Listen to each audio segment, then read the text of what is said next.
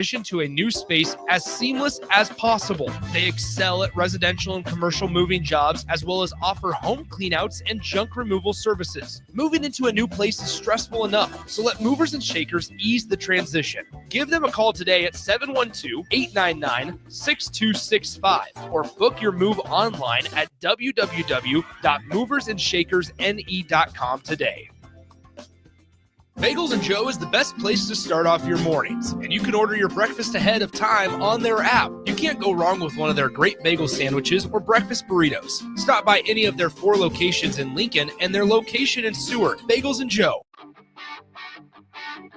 Gaina Trucking is hiring CDL Class A and B drivers. Their strong team culture makes it not a job, but a career. Gaina Trucking offers health, vision, and dental insurance, 401k with company match, an employee assistance program, and other bonus programs. Build a better career today with great team culture at Gaina Trucking. Learn more and apply today at GainaTrucking.com.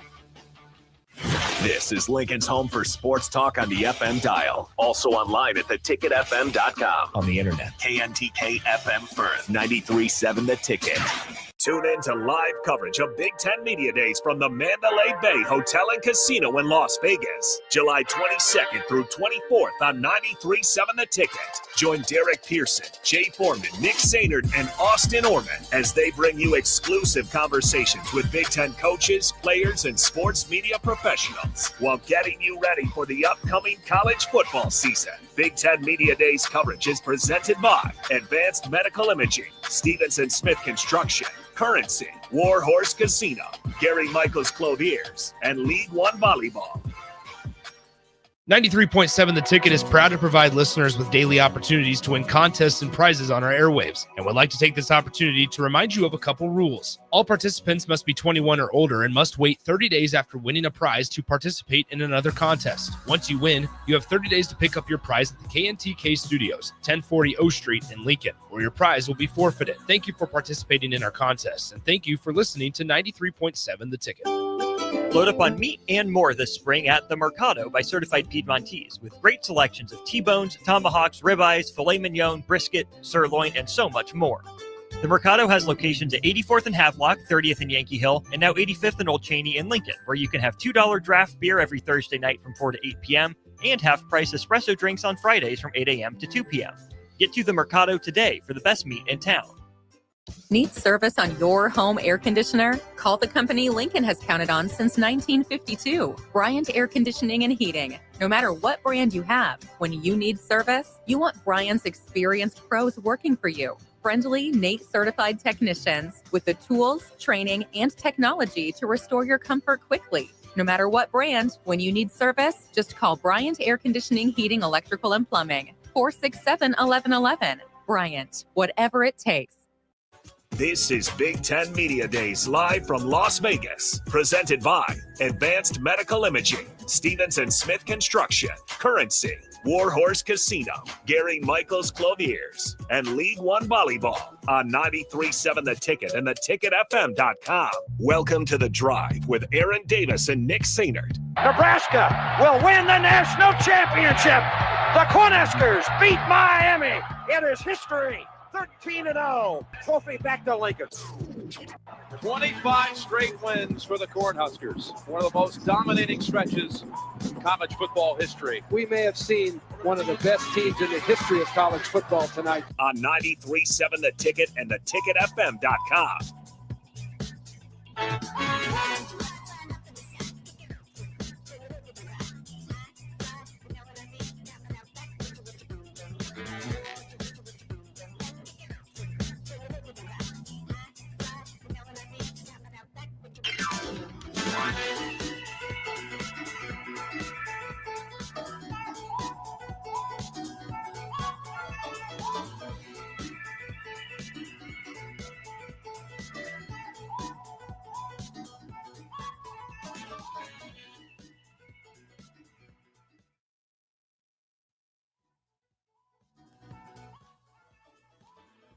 Austin, can you hear us out there in Vegas? Can you hear us, guys?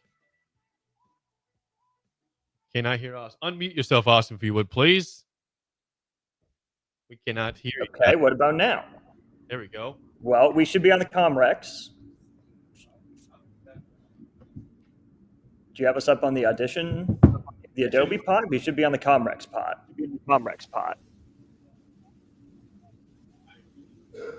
Well, yes, let's talk about Vegas then while we wait to get this sorted out. Yes, great to be here in Vegas, Nick. Glad that you made it out after some issues, as you alluded to. Vegas is a great time. I've now been here for 9 days so far this year, more than I've spent in Vegas in my entire life. So it's been fun getting to know the city a little bit. It's nice being here at Mandalay Bay. The staff has been absolutely incredible. Really appreciate them for everything they've done to get us set up, to get us connected, and keep this event, on the rails so far. The official Big Ten Media Days won't kick off for another couple hours or so. But being here at Mandalay Bay has been great. It's a little different than the college basketball crown, and there's some news around the college basketball crown. But when I was here in April, Nick, I stayed on the Strip, or like a half a block off the Strip. It was the Polo Towers, something Hilton. Okay. It was fine. It was nice enough for what it was. Very convenient, walking distance between everything, really, between the hotel I was staying in, between MGM Grand, and then T-Mobile Arena, where Nebraska made it to the semifinals and the finals, ultimately winning everything. But now we're kind of off the beaten path. I mean, the tail end of the Strip, we'd have to take quite a walk to get there. I think Mandalay Bay has been great. It is a labyrinth. It is very confusing, especially if you don't know where you're going for the first time. But at the end of the day, we are here. We are on the third floor, and we are right behind the podium. If we go through these doors, we would walk in right behind where people will be seated. The other thing that's different about this is that it feels like you're just kind of waiting for the wave to hit. When I was here in April, it was busy all the time. I felt like it was a little tamer yesterday for Vegas, coming in on a Monday morning. A lot of people flying out, obviously, on a Monday morning, but it hasn't been crazy busy. It hasn't been overwhelming with noise and people so far, and I'm really excited to see just how much it picks up when Media Days really get in full swing. And once again, we want to thank our sponsors: Currency, Stevens and Smith Construction, Gary Michaels Clothiers, Warhorse Casino, Advanced Medical Imaging, and League One Volleyball Omaha for their support of Media Days coverage here from Las Vegas, because it takes an army, and we appreciate everybody back in the 93.7 The Ticket Studios as well. I was kind of talking to you briefly. I mean, to answer your point about the how many people are here. There are a lot of people here. Don't get us wrong. We were outside by the pool, everything yesterday, and there is a lot of people here. However, it is so spread out until you get up here. I think one thing that I will say is being in Lucas Oil Stadium last year for the Big Ten Media Days, it was stretched out. You had plenty of room. You had an entire NFL football field to do podium on one side of the field, and then you had side podium interviews on the other side of the field. This is much more, it's organized, but it also kind of feels somewhat segmented.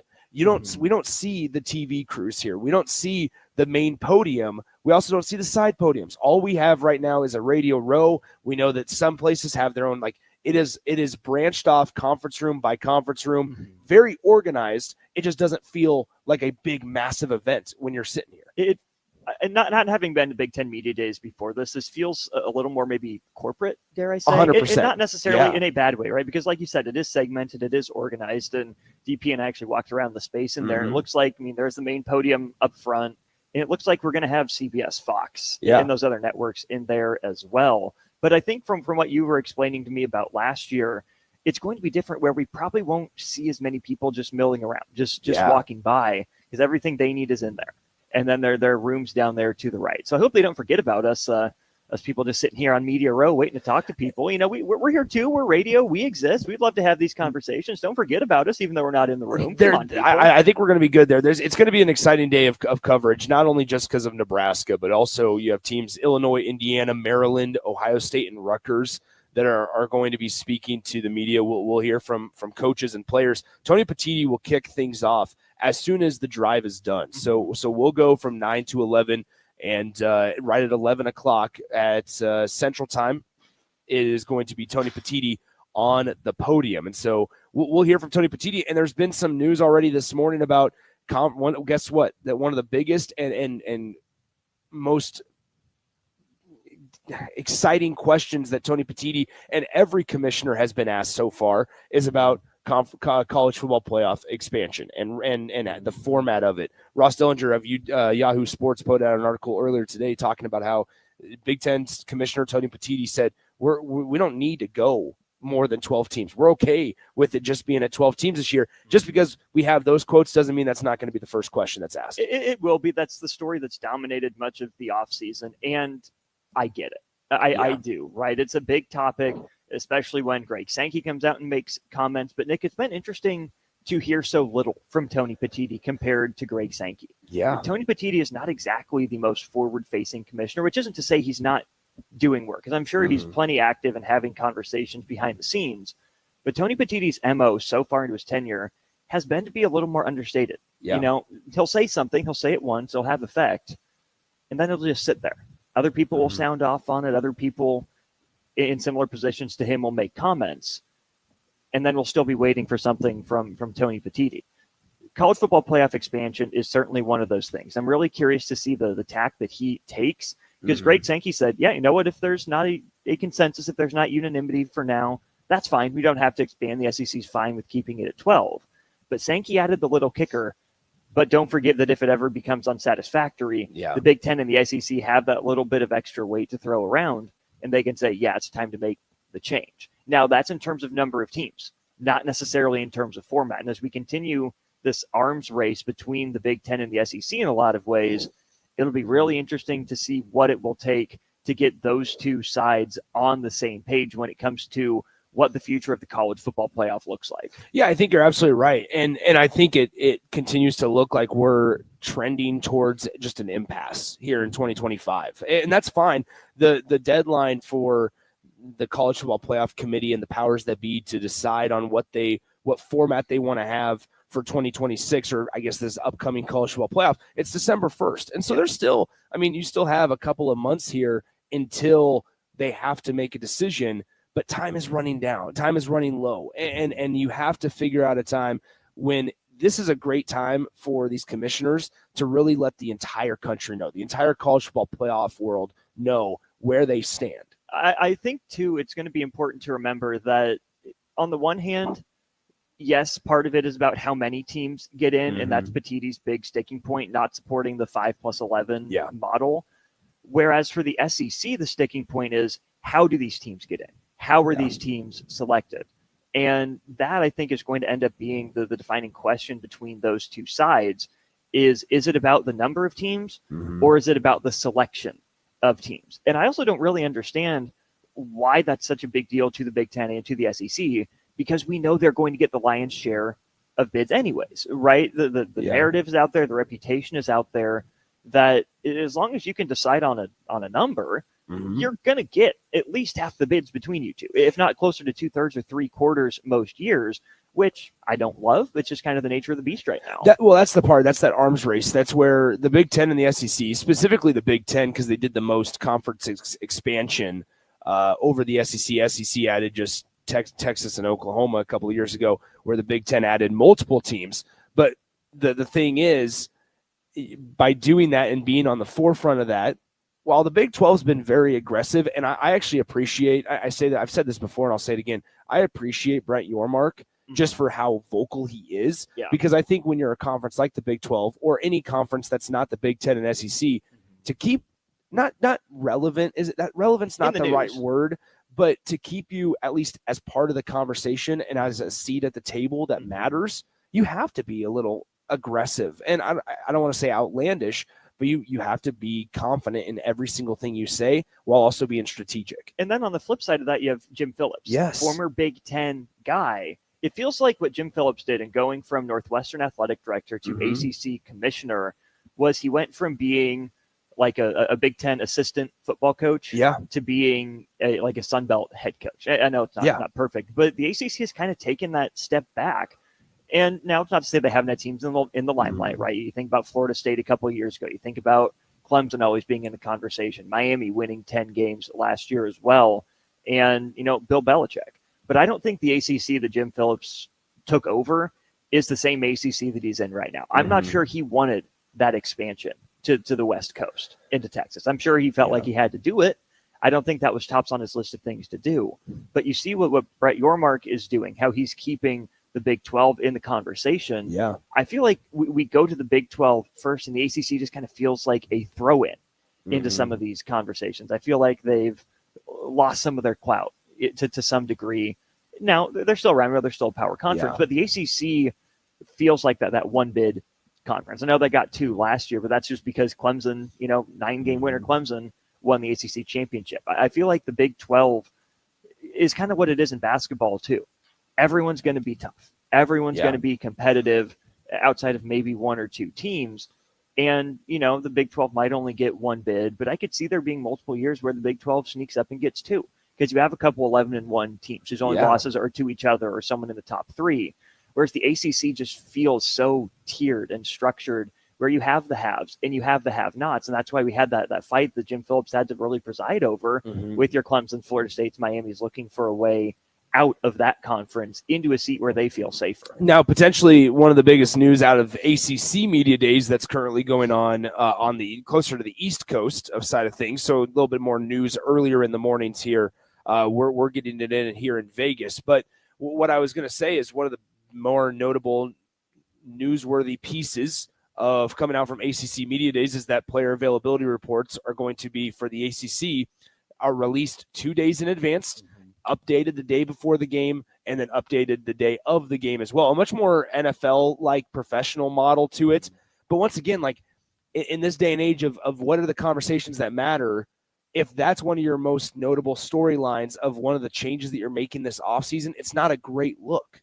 It's really not. And I don't want to spend the whole media days talking about college football playoff Absolutely expansion, not. No. because there is more on the docket. So on the one hand, I like that there's something new, but on the other hand, really, injury reports availability is your headlining story, not, hey, look at Clemson, how good they could be. Not, hey, Miami's back and rolling because of Mario Cristobal. Not, hey, SMU has money and they're going to keep it rolling. Not, hey, look, here's Bill Belichick, to spark some life back into North Carolina football. It's, hey, guys, we're going to be like the NFL with our injury reports. Yeah.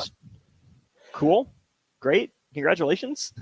It's interesting. I mean, we've got a lot of stuff to get to throughout the next 3 days of action. DP obviously here as well. Jay Foreman is in the building as well. They'll be stopping by and spending the entire day with us as we get ready to go. It's really quiet here at Mandalay Bay. I told you that the most exciting thing that happened this morning, Austin and I, we made the decision, okay, hey, let's meet about 6:15, 6:20 down by the elevators, and we'll get set up, because obviously if you don't understand time zones, it's 7:17 a.m. here. And so we were like, all right, let's meet at around 6:15, 6:20. And I get down the elevators, and I'm there at 6:20 for 6:15 with Austin. And all of a sudden there's cops escorting who I 99% chance, or 99% sure it was Chance the Rapper as he was. So, I mean, like, it is a completely different feel from what we experienced in Indianapolis last year. Obviously, you have the big name football players and the coaches and things like that, and notable people there. But Vegas is a different beast. And while it's very quiet and we are we don't even feel like we're in a hotel right now. It feels like just a giant conference room, and it's a 7.5 mile walk to get to where we're at from our rooms. Just because of all that, we pass a food court. I mean, like, this is different, and it feels, while it feels corporate, it feels a lot more like, all right, this is a big deal. We're ready to kick things off, and there's a lot of really, really fun, interesting, newsworthy pieces of information that are going to come out of these rooms, these airwaves, the next couple of days. Who do you think is going to have the quote of the day today between Nebraska, Illinois, Indiana, Maryland, Rutgers, and Ohio State? Like, we know that Ohio State's the headliner, defending national champs, Ryan Day, killed down Jeremiah Smith, right? The big names. But who do you think is going to say something that sets day one on fire? I mean, I think it's easy. The layup, just because we're centered around him, is Matt Rule. Just because, the fact that Matt Rule, nationally, a lot of people can attack Matt Rule and Coach Rule a little bit for his record, right? Or how it went with the Carolina Panthers in the NFL, or whatever it is, right? But to always know if somebody's relevant is when they get up on a podium, how many memes, how many graphics, how many quotes get released from what they say. I think there's a couple of different angles to this. I think Matt Rule will say something that's notable and that we'll want to kind of grasp onto and go, well, wait a minute, maybe that's when we talk, when we all talk to him one-on-one, or not one-on-one, but on the station, we might ask him some follow-up questions about it. Ohio State, sure, because they carry the big stick and they won the national championship last year. I think there's some exciting things there. You have a team that kind of burst onto the scene last year and who I think will actually make the quote of the day, and that's Curt Cignetti in Indiana, just because he does not care and he does not hold back. But then you have the team of hope this year in a team that's getting a lot of preseason buzz in Illinois. You have an experienced quarterback. Luke Altmaier is here in Vegas. So it depends. My answer would be dependent on which angle are you looking at. Are you looking at the angle of just they are notable, they've done it in the years past like Ohio State has, and that's be Ryan Day? Are you just for whatever reason on this side of planet Earth, we grasp onto everything he says and read into it way too much, then that's Matt Rule? Or are you the team of hope and you say, okay, Brett Bielema feels pretty good about his guys. Brett Bielema was on vacation. He posted 2 days ago that he was like sitting on a beach and stuff. But so it's. I think it depends what angle you're looking at. I am really interested by Brett Bielema because I think in terms of media settings, this is probably where he's most comfortable as a Big Ten guy by trade. I think this is the place where Brett Bielema, has a fork in the road. Yeah. Is he going to toe the company line? Is he going to be, blue collar, hardworking Illinois Midwest, or is he going to lean into his war of words with Shane Beamer in South Carolina? Does he still feel the need to stick up for his guys, to stick up for his team, and kind of put the conference's reputation on his shoulders? That's what he was doing, toward the end of last year after the bowl win. That's what he was doing a little bit in the offseason as well. I'm curious to see if he continues that trend or if he reins it in a little bit. No, we're here Big Ten Media Days for focusing on us and our guys instead. I think it's going to be really interesting. There's going to be so many fascinating conversations that come out of this. And so just to give you a rundown of some of the guys that we might have a chance to talk to today, and obviously some of these are scheduled. Also, schedules have a way of going awry. Let's just go ahead and preface that. Remind folks that there will be moments where you want to stay tuned in the entire day is what I'm saying, because you never know what's going to happen. You never know when some quarterback is going to sit down. You never know when Jeremiah Smith might sit down. You never know if Ryan Day has time in his schedule and they allow us to talk to him. That's just kind of how it goes here. While it's organized, schedules have a way of going awry. Conversations at times and interviews go long. And then also, guess what? You're dealing with a lot of people that have a lot of people that they want to talk to, and they might just run into somebody as they go, and schedules might change. So just bear with us as we continue. It'll be organized. However, there will be times where we're on the air just like we are now. Somebody comes over and says, all right, pop you down or sit you down, and we're gonna start talking to some guys. So bear with us the entire day, the entire week, because that's how Big Ten Media Days rolls. Some of the guys that will be in attendance here today for their respective teams. We know Nebraska is bringing Deshaun Singleton, Henry Latofsky, and then obviously the quarterback in Dylan Raiola. For Illinois, it's Luke Altmaier, their quarterback, defensive back Xavier Scott, as well as offensive lineman J.C. Davis. For the Hoosiers, no quarterback for them. They obviously have a transfer. I think one of the fascinating things about Indiana, new offensive coordinator as well, Tino Sansiri, is no longer at Indiana. He goes to UCLA, but new offensive coordinator for the Hoosiers this year. For Maryland, it's going to be guys Jalen Husky, Daniel Wingate, and Isaiah Wright. And then certainly the notable name for the Rutgers Scarlet Knights, Ethan Kaliak-Manis, the former Minnesota quarterback there. And then you have the notable names of Ohio State. Jeremiah Smith will, I'm sure, draw a lot of attention today. One of the best players in college football, one of the best defensive backs in college football, also in attendance for the Buckeyes, and Caleb Downs. Absolutely. And let's not sleep on Sonny Styles, who's probably going to be a day 2 draft pick, I would guess, right now, but has a chance to play his way up into that conversation. It's funny that Sonny Styles goes under the radar. He was the guy that was running with Jack Sawyer, that fumble recovery against Texas that helped ice that game last year. He's a really good player in his own right. But that's what you get when you go to Ohio State, is you can be a great player and still be overshadowed by guys who are different, with a capital D, different in Downs and Smith. It's going to be a fun day. We can't say it enough. We are live from Mandalay Bay Casino and Hotel in Las Vegas, Nevada. 93.7 The Ticket's coverage. Big Ten Media Days in Las Vegas, made possible by our friends Currency, Stevens & Smith Construction, Gary Michaels Clothiers, Warhorse Casino, Advanced Medical Imaging, and League One Volleyball as well. this is still officially the drive for about another hour and a half or so before we officially begin our coverage from Big Ten Media Days. We're live here in Mandalay Bay in Las Vegas. Nick Sandert, Austin Norman will step aside, come back, talk a little Nebraska football schedule because Austin and I were discussing it last night. We want to talk about that Michigan game more than anything. We'll do that coming up next here on 93.7 The Ticket.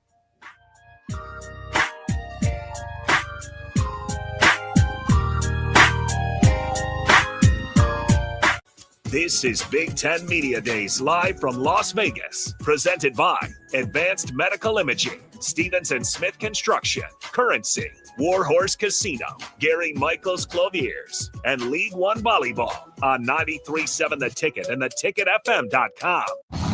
Saturday. Eagle Raceway is open for a full season of dirt track racing action every Saturday night. Don't miss the epic battles on the high banks of Eagle Raceway each Saturday between the Nebraska Septic Sprint Cars, Nebraska Lottery Modifieds, Avid Realty Sport Mods, Valentino's Hobby Stocks, and A1 Iron Stock Cars. Let's go racing. Eagle Raceway, just 10 miles east of Lincoln on O Street. Check out the full schedule at eagleraceway.com. Bagels & Joe is the best place to start off your mornings, and you can order your breakfast ahead of time on their app. You can't go wrong with one of their great bagel sandwiches or breakfast burritos. Stop by any of their 4 locations in Lincoln and their location in Seward. Bagels & Joe. In today's digital world, technology works great until it doesn't. At Hamilton, we work to keep your business up and running. We are more than an IT company. We're your partner, focused on customized solutions that set you up for success now and in the future. Say goodbye to tech stress and unexpected IT costs when you hire Hamilton. Together, we help you focus on what really matters. Hamilton Business Technologies. Real people, real technology solutions. Connect with us at hamiltonisbusiness.com. Gaina Trucking is hiring CDL Class A and B drivers. Their strong team culture makes it not a job, but a career.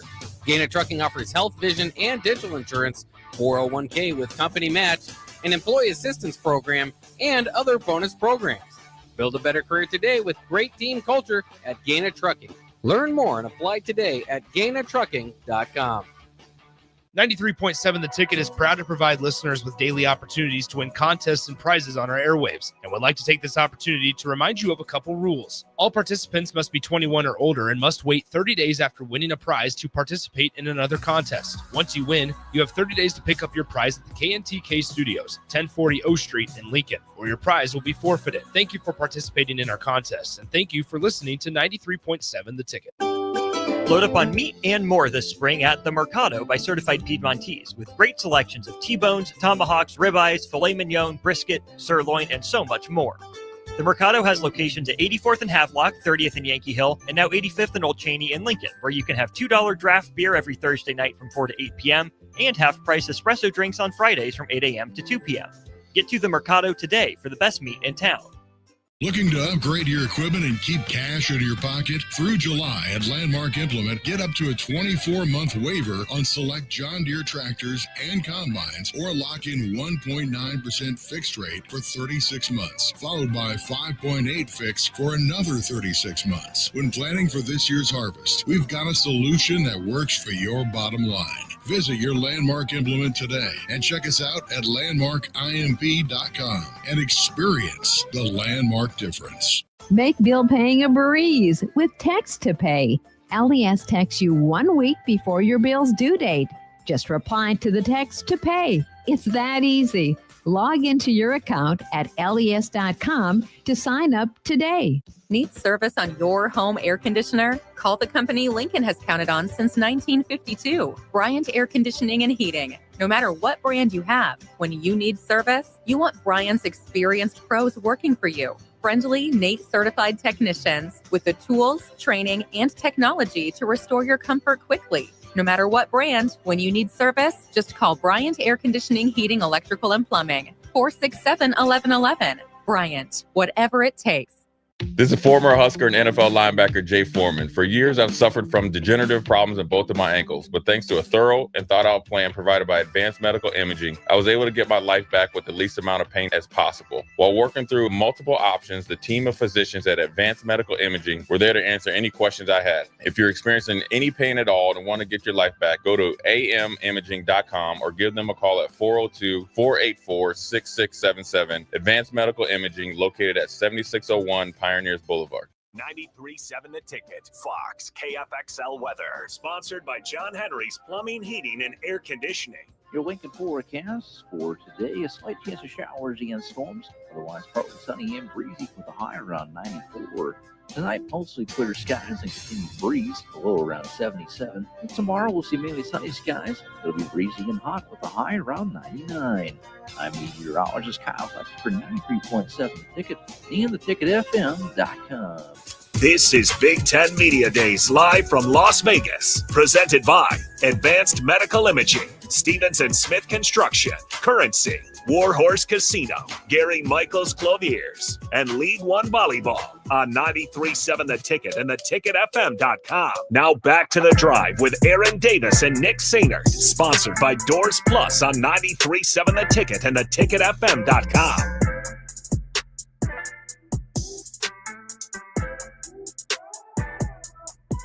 Las Vegas, Nevada, Mandalay Bay, Nick Sainert, Austin Orman with you, live from Big Ten Media Days. Festivities haven't quite begun yet. They will in about an hour and a half with Tony Petitti taking the podium at 11 a.m. Central Time here at, it's going to be 1 p.m. 1 p.m. Central Time, 11 a.m.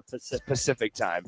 As we get into this, 402-464-5685, the Honda of Lincoln hotline, and the Starter Heyman Jewelers text line open for you guys the rest of the way until about 11 a.m. Central Time, that is. And Austin, you and I were talking a little bit about this last night, that we don't want to go down this like weird rabbit hole of let's predict Nebraska's schedule. We don't want to do that. We're not in this for predicting how many wins Nebraska has. We can draw conclusions by our conversations of how we feel the season's going to go, but to go game by game just kind of feels ridiculous right now when we have so much more to talk about. The one thing that we can kind of angle this, though, in a productive way is looking at Nebraska's home slate of games. Mm-hmm. And similar to last year, it doesn't jump out. Like the Big Ten Conference, we talked about it, the ACC feels tiered.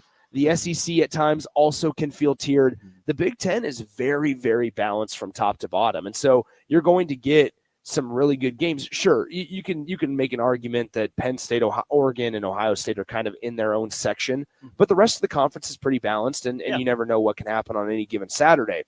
But when you look at Nebraska's home slate, it doesn't jump off the page like maybe it would in 2026 either. And in terms of teams coming to Lincoln, the one big game is Michigan. And you made a great comparison. I want you to kind of expand on it.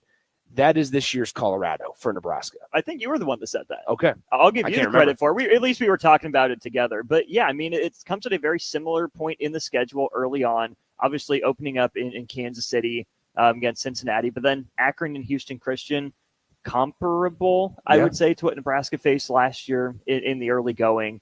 And then you get the buildup, right? Those three games are kind of your ramp to get to Michigan, who at this point will come in with a game against Oklahoma under their belts that Sharon Moore feels the need to coach in. So he will go to that one and then obviously be out for the Nebraska game.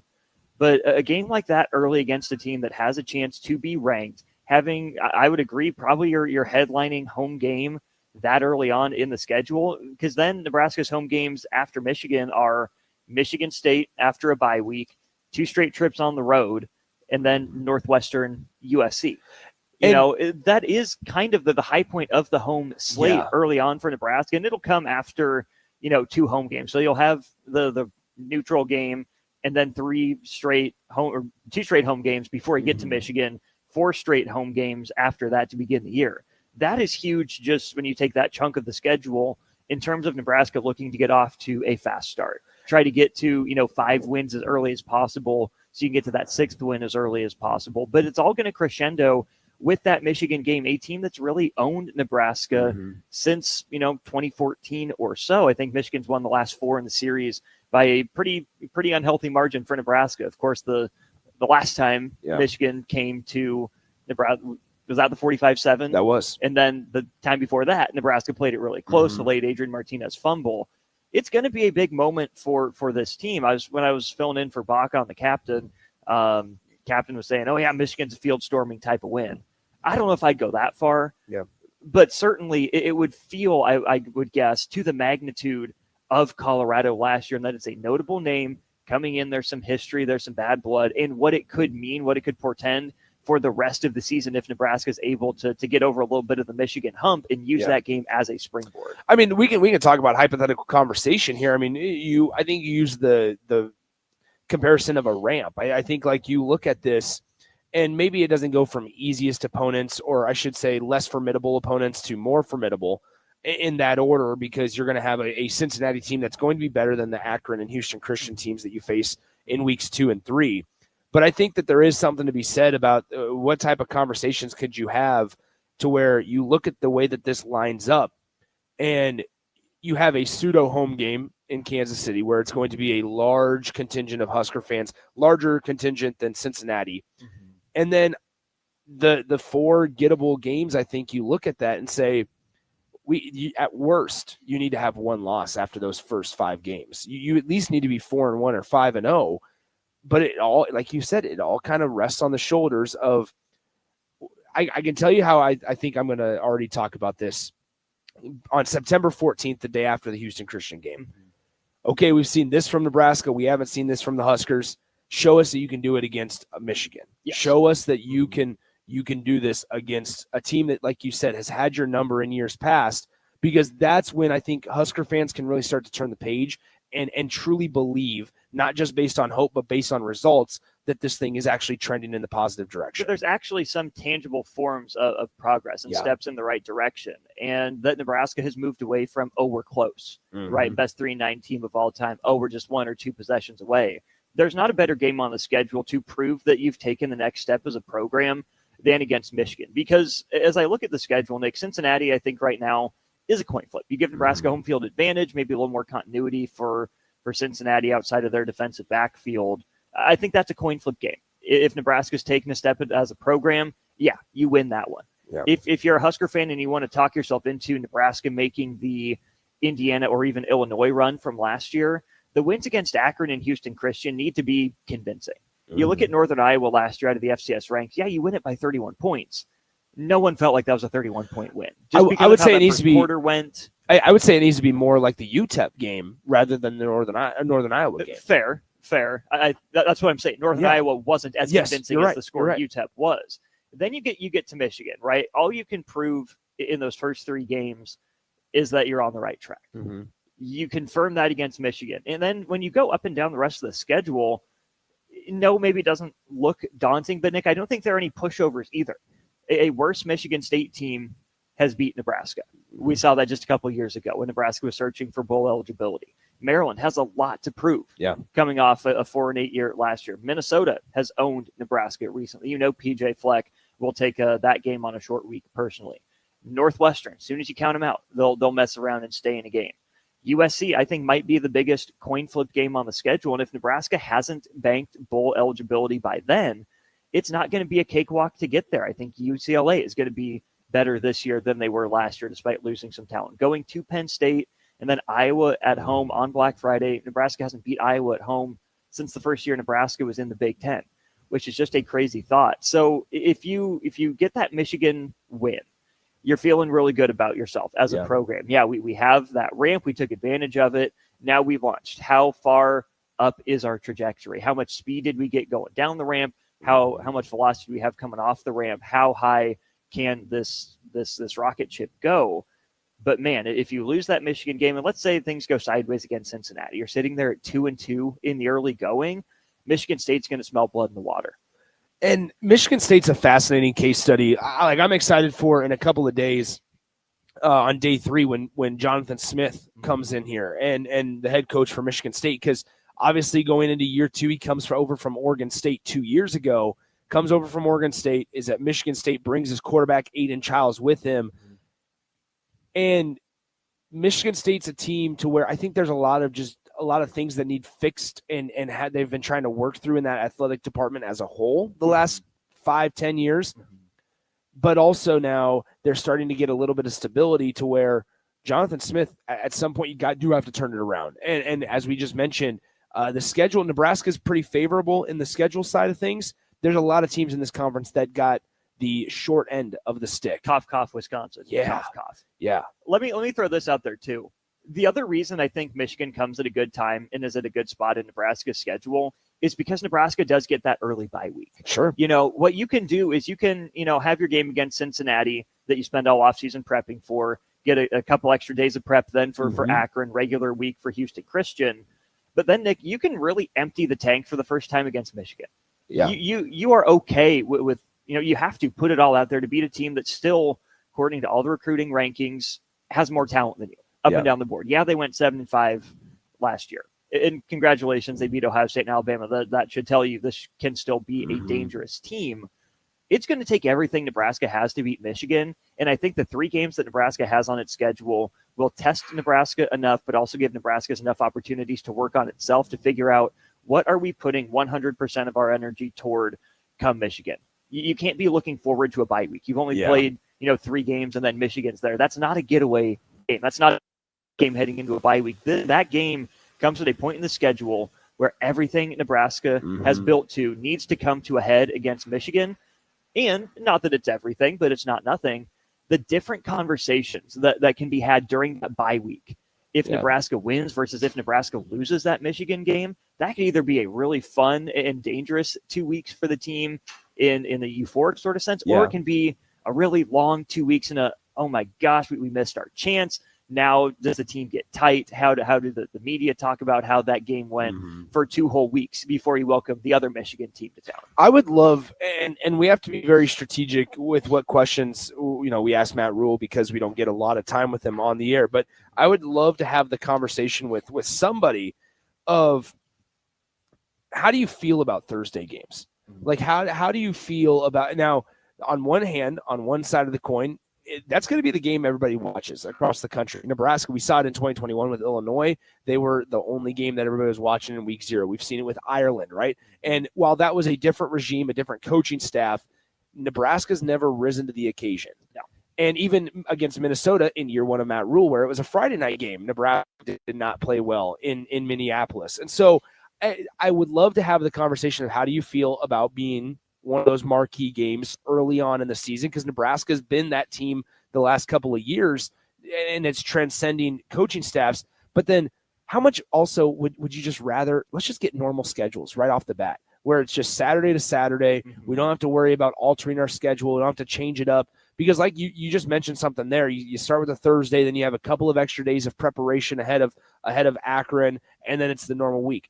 You don't really feel like you're playing a normal college football season, I would imagine, until after game 2. Right, which is weird. I am a traditionalist and a purist in the sense of Saturdays are for college football. The NFL, you can have Sunday, you can have Monday. Other than that, I know why the media rights and the deals and why they've expanded into these Thursday games, into these Friday games. A conversation you and I have had about Nebraska baseball is that they continue to get opportunities to play in these bigger early season events. And that's a privilege. That is not a right. That's right. Nebraska baseball, I think, has had enough recent success in those tournaments to prove they belong, and it's great that they continue to get those opportunities. Translating that to football, it is a blessing and a curse for Nebraska to play these early season, more marquee headliner games. But again, that's a privilege, not a right. Not everyone gets to do that. Nebraska is still in these games because there's still a belief that Nebraska pulls an audience. The more and more of these opportunities Nebraska squanders, the more and more likely it is they'll stop getting these opportunities and be relegated to just another game on Saturdays, which isn't necessarily a spot Nebraska wants to be. So I think if you're Nebraska, maybe Saturdays are a little more comfortable for you, but you really have to lean into being that team that clearly the Big Ten wants to put out on the forefront to bear the standard, to lead people into the Big Ten football season. Hey, this is what Big Ten football is about. we're trusting Nebraska to go out there with this opportunity, take advantage of it, and get the league's name out there on the right foot. Well, that's a funny point that you say, because the league's name, there are let's see, Rutgers is playing on Thursday, August 28th. Wisconsin's playing, Minnesota's playing, and Nebraska's playing. Four of your conference teams are playing. However, there are 18 games on August 28th. Ooh. How about this? There's one that features 2 Power 4 opponents. Nebraska, Cincinnati. So they're like, obviously you have a team like Rutgers who's facing off against Ohio. That's a kickoff at 5 p.m. Central Time on Big Ten Network there. Nebraska is on ESPN. They are on a national network. Even Wisconsin and Miami, Ohio is at 8 p.m. on the Big Ten Network. So there is one game, like you mentioned, to your point, to your credit, Austin, one game that features 2 Power 4 squads, and that's Nebraska, Cincinnati. So use it as an opportunity to, like you said, set yourself on the right track. And so on one hand, yeah, it's a different schedule. You're going to have a shorter week. However, it's a positive that shorter week's coming in week 1 of the year, because you don't have a game beforehand. So you can alter the next couple of things, or the previous couple of days, the weekend before. So I think that's a good place to kind of to take a second and step back and relax here. We are going to return to Mandalay Bay Hotel and Casino in just a few minutes. When we come back, we're going to pivot away from Husker football specific and talk a couple of Husker baseball guys that made their mark in Major League Baseball last night. It's a history segment. These 2 guys made history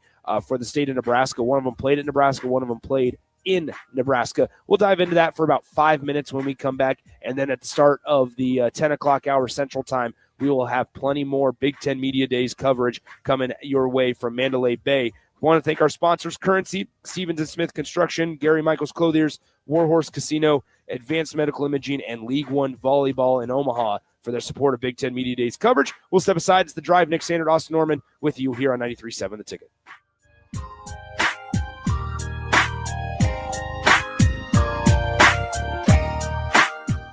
This is Big Ten Media Days live from Las Vegas, presented by Advanced Medical Imaging, Stevens & Smith Construction, Currency, Warhorse Casino, Gary Michaels Clothiers, and League One Volleyball on 93.7 The Ticket and theticketfm.com. Make bill paying a breeze with Text to Pay. LES texts you 1 week before your bill's due date. Just reply to the text to pay. It's that easy. Log into your account at les.com to sign up today. Midwest Bank is now hiring in Lincoln. They have multiple banking positions open and are looking for dynamic individuals passionate about helping others and building relationships. With a family-friendly culture, competitive benefits, and unique perks, Midwest Bank is a great place to start a new career. Apply today at midwest.bank. Midwest Bank is an equal opportunity employer, member FDIC. This is former Husker and NFL linebacker Jay Foreman. For years, I've suffered from degenerative problems in both of my ankles, but thanks to a thorough and thought-out plan provided by Advanced Medical Imaging, I was able to get my life back with the least amount of pain as possible. While working through multiple options, the team of physicians at Advanced Medical Imaging were there to answer any questions I had. If you're experiencing any pain at all and want to get your life back, go to amimaging.com or give them a call at 402-484-6677. Advanced Medical Imaging, located at 7601 Pioneers Boulevard. Put lawn irrigation on automatic. Think Judson Irrigation for worry-free service to Lincoln homeowners and business community. Judson Irrigation will turn on your sprinkler system in the spring, repair or redesign as needed, and turn it off in the fall. For service to orphan sprinklers, remember Judson Irrigation. They'll never forget you. Call the Judson Irrigation Orphanage 402-420-6277 or judsonirrigation.com.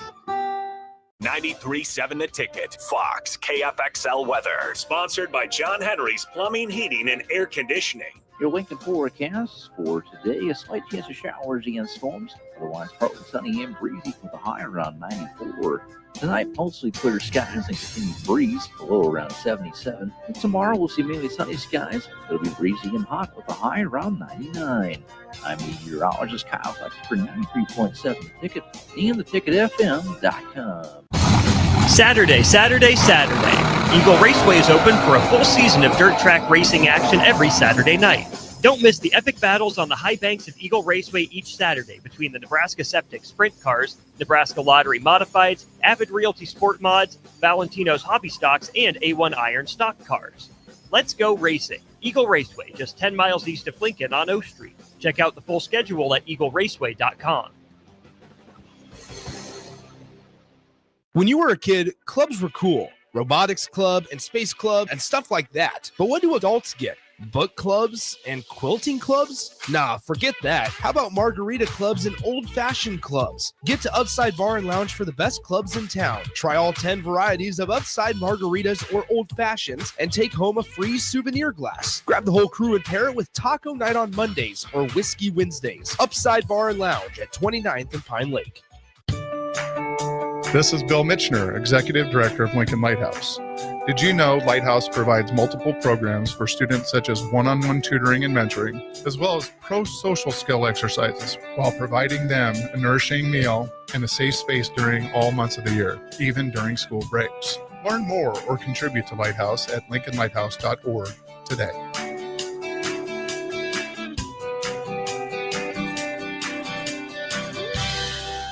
Empower a child today with the Teammates Mentoring Program. Hope is only a conversation away when you choose to share your talent, time, and heart with the child. Together, you can build a relationship based on strengths and chart a brighter future, 1 week at a time. Find out how you can be a mentor by visiting lincolnteammates.org. Become what you needed as a kid by joining the Teammates Mentoring Program today. At Parkview Animal Hospital in Lincoln, it's not just their professional care that sets them apart, but their warm staff and state-of-the-art facilities. Whether it's for a routine checkup or a comprehensive medical procedure, at Parkview, your pet isn't just another number, but a valued member of their caring family. Visit them at pahlincoln.com today and in person just south of 14th and Pine Lake Road. Parkview Animal Hospital, your pet, their passion, for happier, healthier, furry friends. Get rid of pesky critters once and for all with Bats to Rats. Their expert team is here to help you reclaim your home.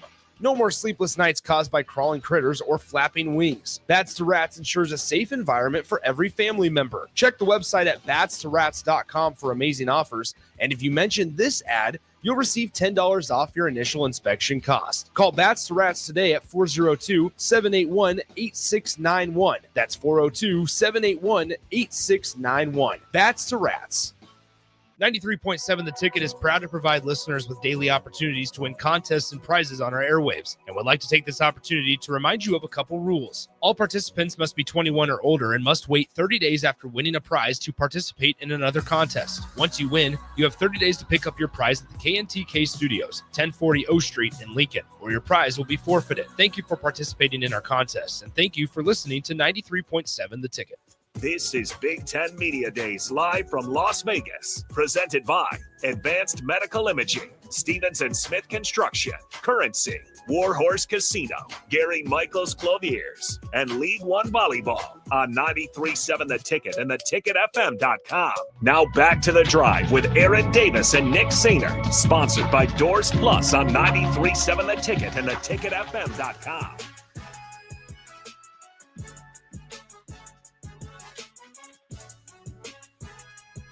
Welcome back to Las Vegas, Mandalay Bay here, the site for 2025's Big Ten Media Days. Nick Sander, Austin Norman alongside here as we have seen Tony Petitti. Tony Petitti in the building. He'll take the podium in just a few hours, 1 p.m. Central Time, 11 a.m. Pacific Time for Tony Petitti's press conference on the main podium.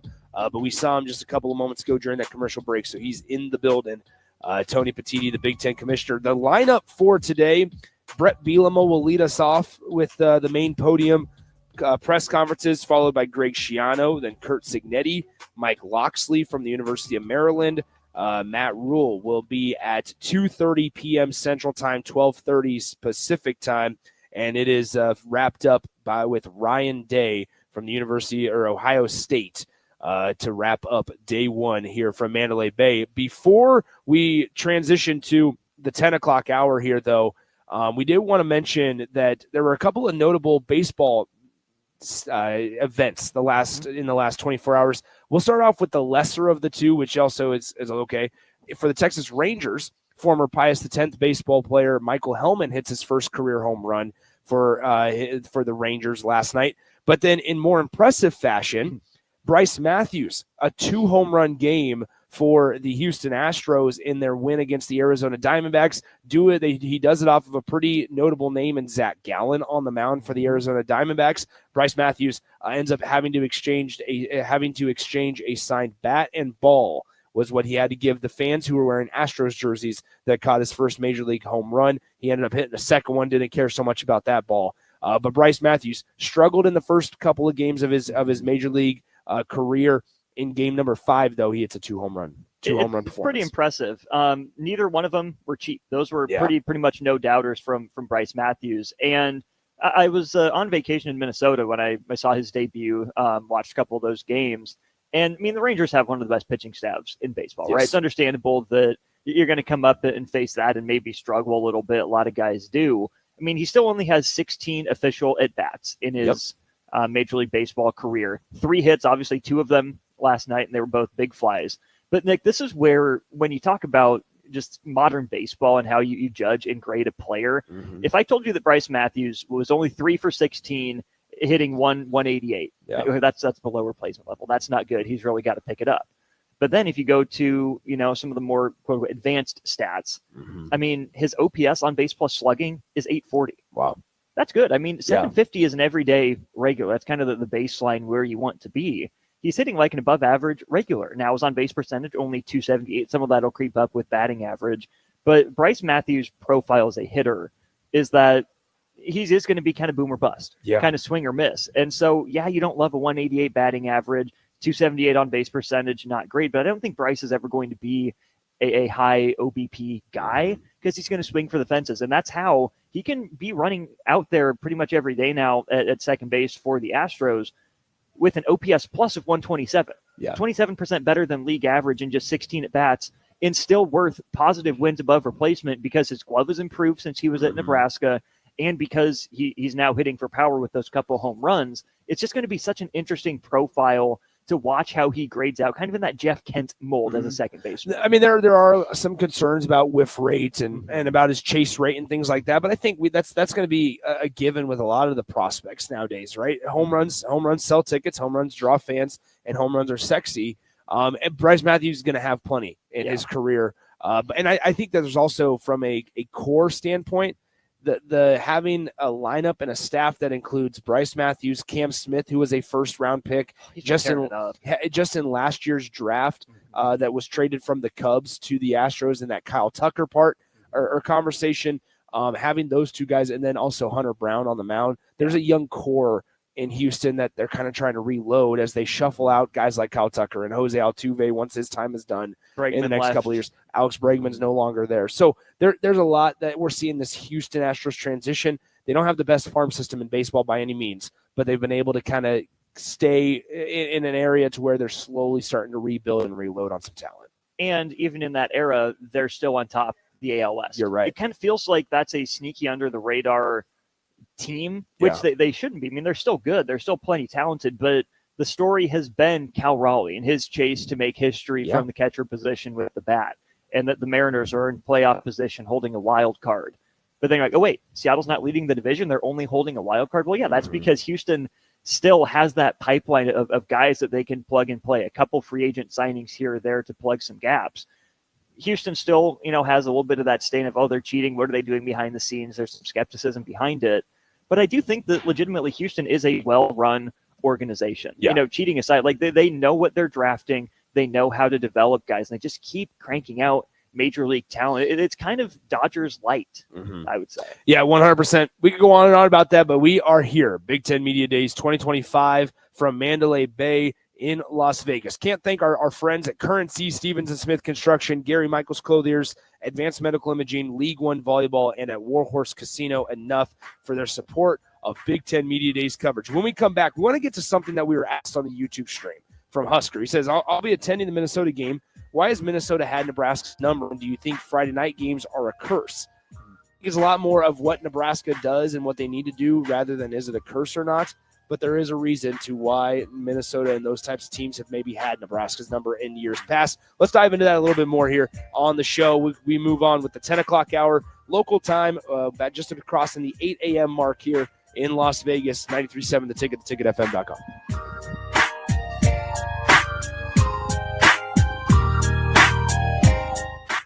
This is Big Ten Media Days live from Las Vegas, presented by Advanced Medical Imaging, Stevens & Smith Construction, Currency, Warhorse Casino, Gary Michaels Clothiers, and League One Volleyball on 93.7 The Ticket and theticketfm.com.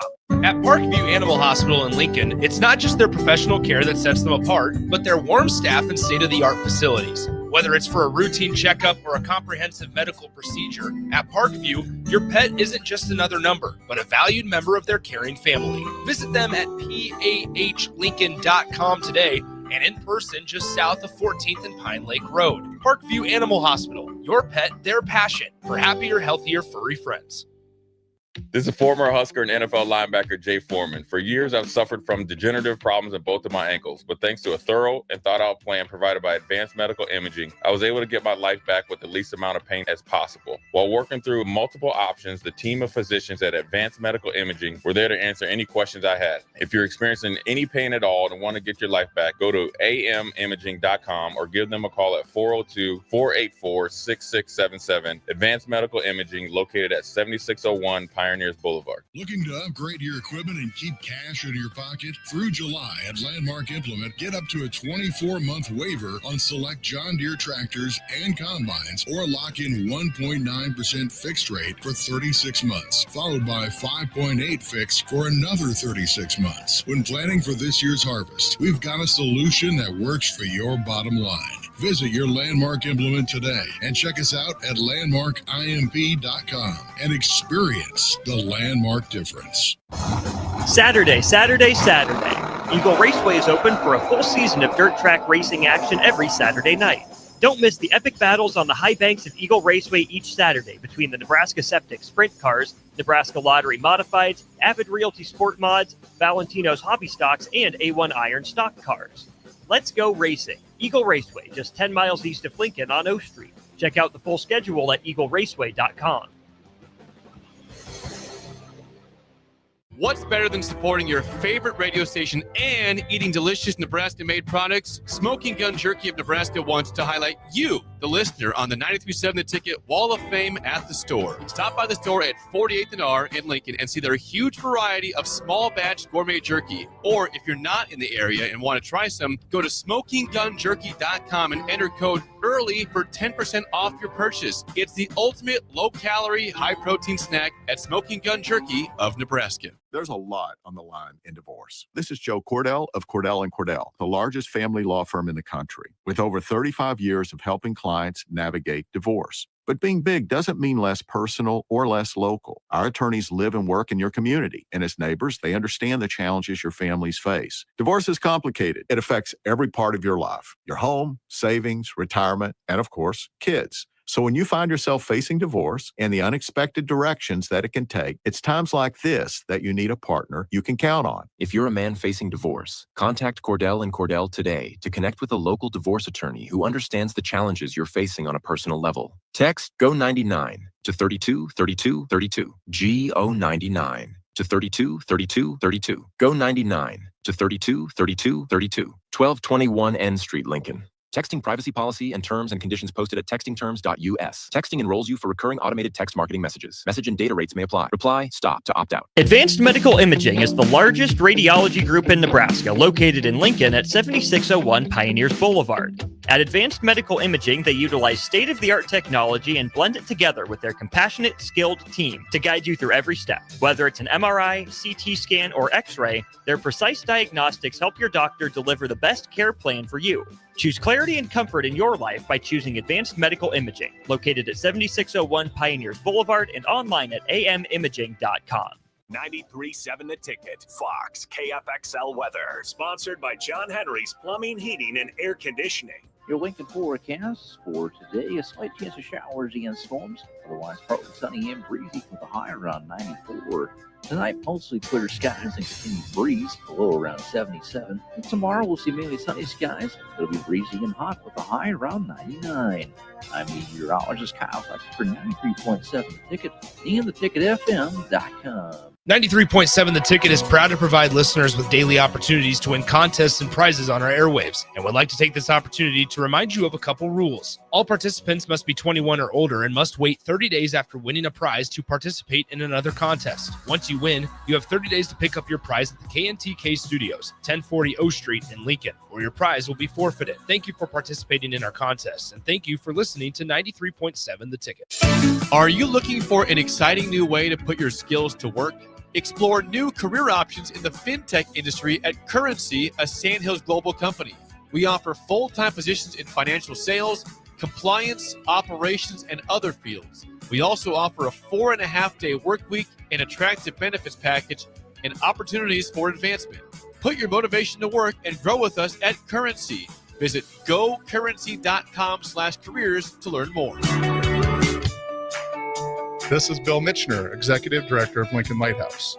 Did you know Lighthouse provides multiple programs for students such as one-on-one tutoring and mentoring, as well as pro-social skill exercises, while providing them a nourishing meal and a safe space during all months of the year, even during school breaks? Learn more or contribute to Lighthouse at lincolnlighthouse.org today.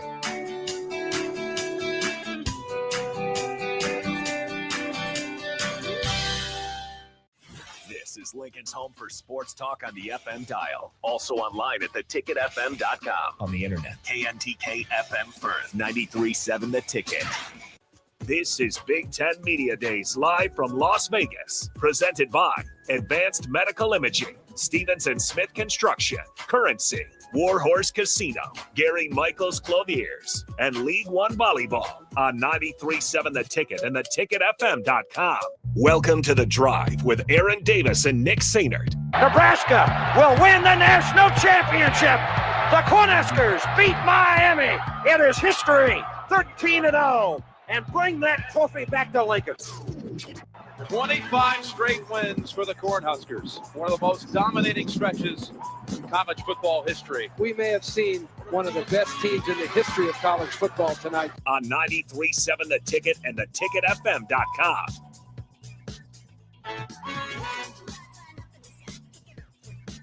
Welcome back in Mandalay Bay Hotel and Casino. Nick Sainert, Austin Norman, alongside DP and Jay Foreman will join us in just a short while as we get ready to kick off our official coverage Big Ten Media Days action here from Mandalay Bay in Vegas. Folks starting to show up.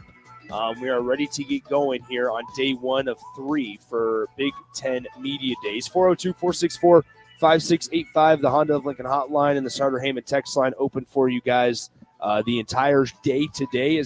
Any thoughts, any comments? We want to thank all of our sponsors: Currency, Stevens & Smith Construction, Gary Michaels Clothiers, Warhorse Casino, Advanced Medical Imaging, and League One Volleyball for all their support of Big Ten Media Days coverage. Austin, it's starting to feel a little bit more, right? We talked about in the first segment back at 7 a.m. or at 9 a.m., I guess. We talked about in the first segment about how, all right, it's not as spread out as maybe we're accustomed to at Lucas Oil Stadium in Indianapolis, but it's still providing that big-time feel. It absolutely is. We've seen some of the names of the day walk by a little bit down the hall. Radio Row starting to fill up a little bit, riders filing in as well. So, yeah, no, it's exciting. The buzz is certainly building.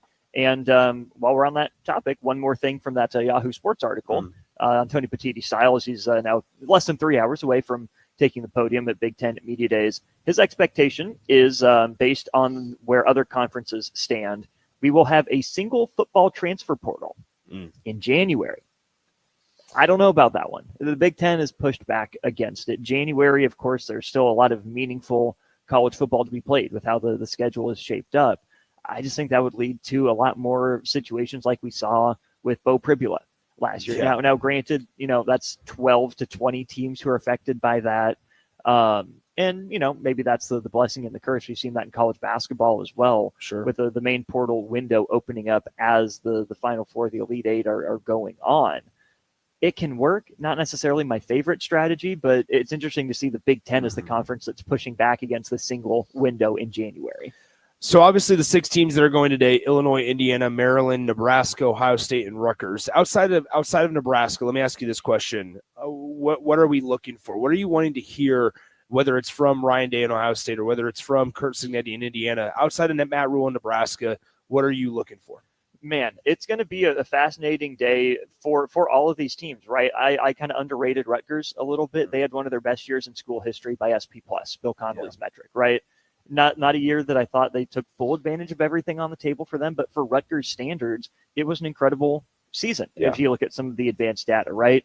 Indiana, are they still able to play that underdog card? Nobody believed in us. The media poll came out. Indiana was certainly in the top half, but for being a college football playoff team last year, they were outside of the top four in the media poll.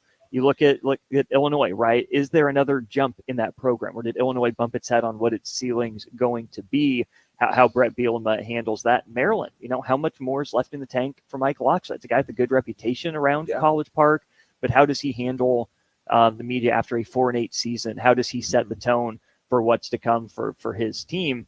Each of these teams have their own storylines. That's why I'm really excited to get to meet these players, get to hear from these coaches, and see how they're framing last season, how they've moved to this off season, the work that's gone in for them, and really get the vibe and the tone for what they expect their season to be coming up here in 2025. Well, I think that there's storylines no matter what day it is either as well. Like you look at tomorrow where teams like Minnesota, Northwestern, Oregon, Penn State, Washington, and Wisconsin, sure, right, we know about what Oregon, Penn State are, what they're going to be talking about, college football playoff aspirations, right? For Penn State, this feels like maybe one of their best chances to win the title all in the last 10 years for the Nittany Lions. But you look at a team like Minnesota. They just extended PJ Fleck. PJ Fleck's going to be the head coach at Minnesota. At least they're trying to keep him there until the year 2030 there. You look at Northwestern. David Braun has to go through all he went through being the interim head coach when that whole stuff with Pat Fitzgerald was going on. Then he got a full year under his belt, and they lose a quarterback, right? So then it's like what happens with Northwestern and obviously David Braun there. Oregon, we know Dan Lanning, that whole entire conversation. Wisconsin's fascinating with Luke Fickell this year. Bad year to have a bad year. As well as the schedule that awaits Wisconsin. It's a gauntlet. It's basically what Nebraska's going to get in 2026. And so there's just a lot of things. Then you look at day 3, Iowa, Michigan, Michigan State, Purdue, UCLA, USC. We know last year, obviously in year 1, Deshaun Foster, not the greatest first impression at the podium. Who cares? They came in and they had a fine year, UCLA. But then one of the guys they're bringing, Nico Iamaleava, had one of the biggest storylines across college football the entire offseason. He's going to be in attendance this week. There's storylines no matter what day it is, 1, 2, or 3. Maybe we could save this for tomorrow, but since someone on YouTube commented it on Minnesota, let's get to that here quickly. Why has Minnesota had Nebraska's number, and do you think the Friday night games are a curse? No, they're only a curse when you don't win them. There you go. That's the plain and simple answer. It's not a curse, just like the all-white uniforms on the road are not a curse, right? As soon as you win it, it's tradition. Oh, it's fun. This is what we do. If you lose, it's a curse, so you can never do it again. And sure, that's part of the superstition of sports, and I get it. But the bigger question is why has Minnesota had Nebraska's number? It's simple. They know who they are. Yeah. They know what they're doing. They are maybe the pinnacle of the Big Ten West kind of mindset right now. Them and Iowa certainly in that conversation. And, Minnesota has not beat itself against Nebraska. Minnesota has stayed in games and made one more play than Nebraska at the end. The most unforgivable loss, though, to Minnesota, Nick, has to be the COVID year. And that, to me, sums up so much of the difference between what Nebraska was and where Nebraska has to come from to where Nebraska needs to get. Because if you look at that 2020 game, Minnesota came in with like 30-some dudes out because of COVID. Right. They came in with a skeleton crew, barely had enough to field a 2 and yet they came into Lincoln and beat Nebraska. That's inexcusable, but it summed up a lot about where both those programs were at that point. Minnesota has stayed on that same trajectory. Nebraska's made a coaching change since then. I just pulled up the box score from Nebraska's loss. It was actually in Matt Rule's first game against Minnesota on that Friday night in week 0 or week 1, whatever it was. Nebraska lost this game 13-10. I almost forgot that the one touchdown Nebraska scored was on an Alex Bullock touchdown pass to Jeff Sims.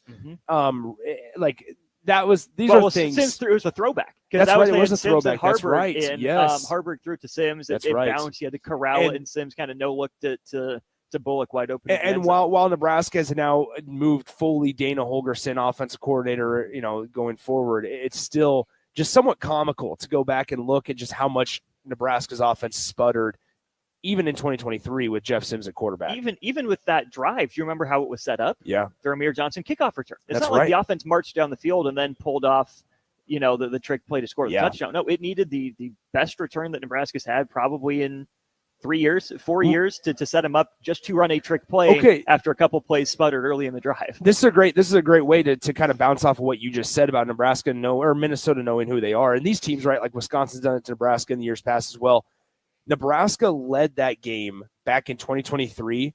They went on a 13-play, 80-yard drive, took 7.5 minutes off the clock, got a field goal out of it. Yeah. Got a field goal. They led 10-3. Tristan Alvano hits a 27-yard field goal. And a guy that's going to be here, not for Minnesota, but for Rutgers, Ethan Kaliak-Manis, was the quarterback for the Golden Gophers this year, takes them down with 2 minutes and 32 seconds to go on a 10-play, 53-yard drive. They got the ball. How about this? They got the ball with, would it be 4 minutes and about 50 seconds, give or take, left in the game, down 10-3. They go on a 2 minute and 21-second drive, score a touchdown to tie. Nebraska goes 3 and out. Then Minnesota ends up getting a field goal to win it 13-10 as time expires. We've seen it with Iowa. We've seen it with other Big Ten West programs when that was a thing. That is how Nebraska's lost games. And the other part of that is not to pick on any certain player, but I have to do it just again to talk about Nebraska's inability to close. You've given up 3 points all game to a borderline average offense that year. You lose focus for one play. Yeah. Malcolm Hartsock loses inside leverage, gets shaken out of his shoes. Kaliak-Manis throws a good ball to Jackson there in that back left corner of the end zone. So you credit Minnesota for making a play, but that's the other part about why Nebraska remains in the boat that it's been in for too long now, is that the defense has been good, but it loses its focus. It doesn't make the one play that it has to make, right? If Hartsock keeps his outside leverage, that's a different throw. He has safety help over the inside. But instead, he jumps inside on the route, loses the wide receiver. Quarterback has an easier throw to the outside where there's no help there for Nebraska but the sideline.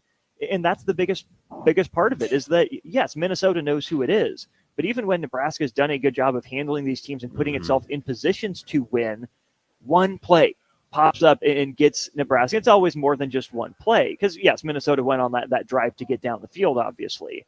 But, man, if you keep your focus for one more play, if you understand your assignment for one more play, then Minnesota has a do-or-die fourth down. Just staying in the moment, taking it one snap at a time. Nebraska hasn't been able to do even that consistently as a program, especially in these late-type games. It was fascinating. I was looking at this a couple of days ago. The last time Nebraska had a positive turnover margin over the course of a season. Do you have the answer off the top of your head? 2014? It was 2016. 16. Okay. 2016, Nebraska had a positive turnover margin. They were +5 on the year, which still isn't great. I mean, in the grand scheme of things, you'd rather be on the plus side of things than on the negative side of things.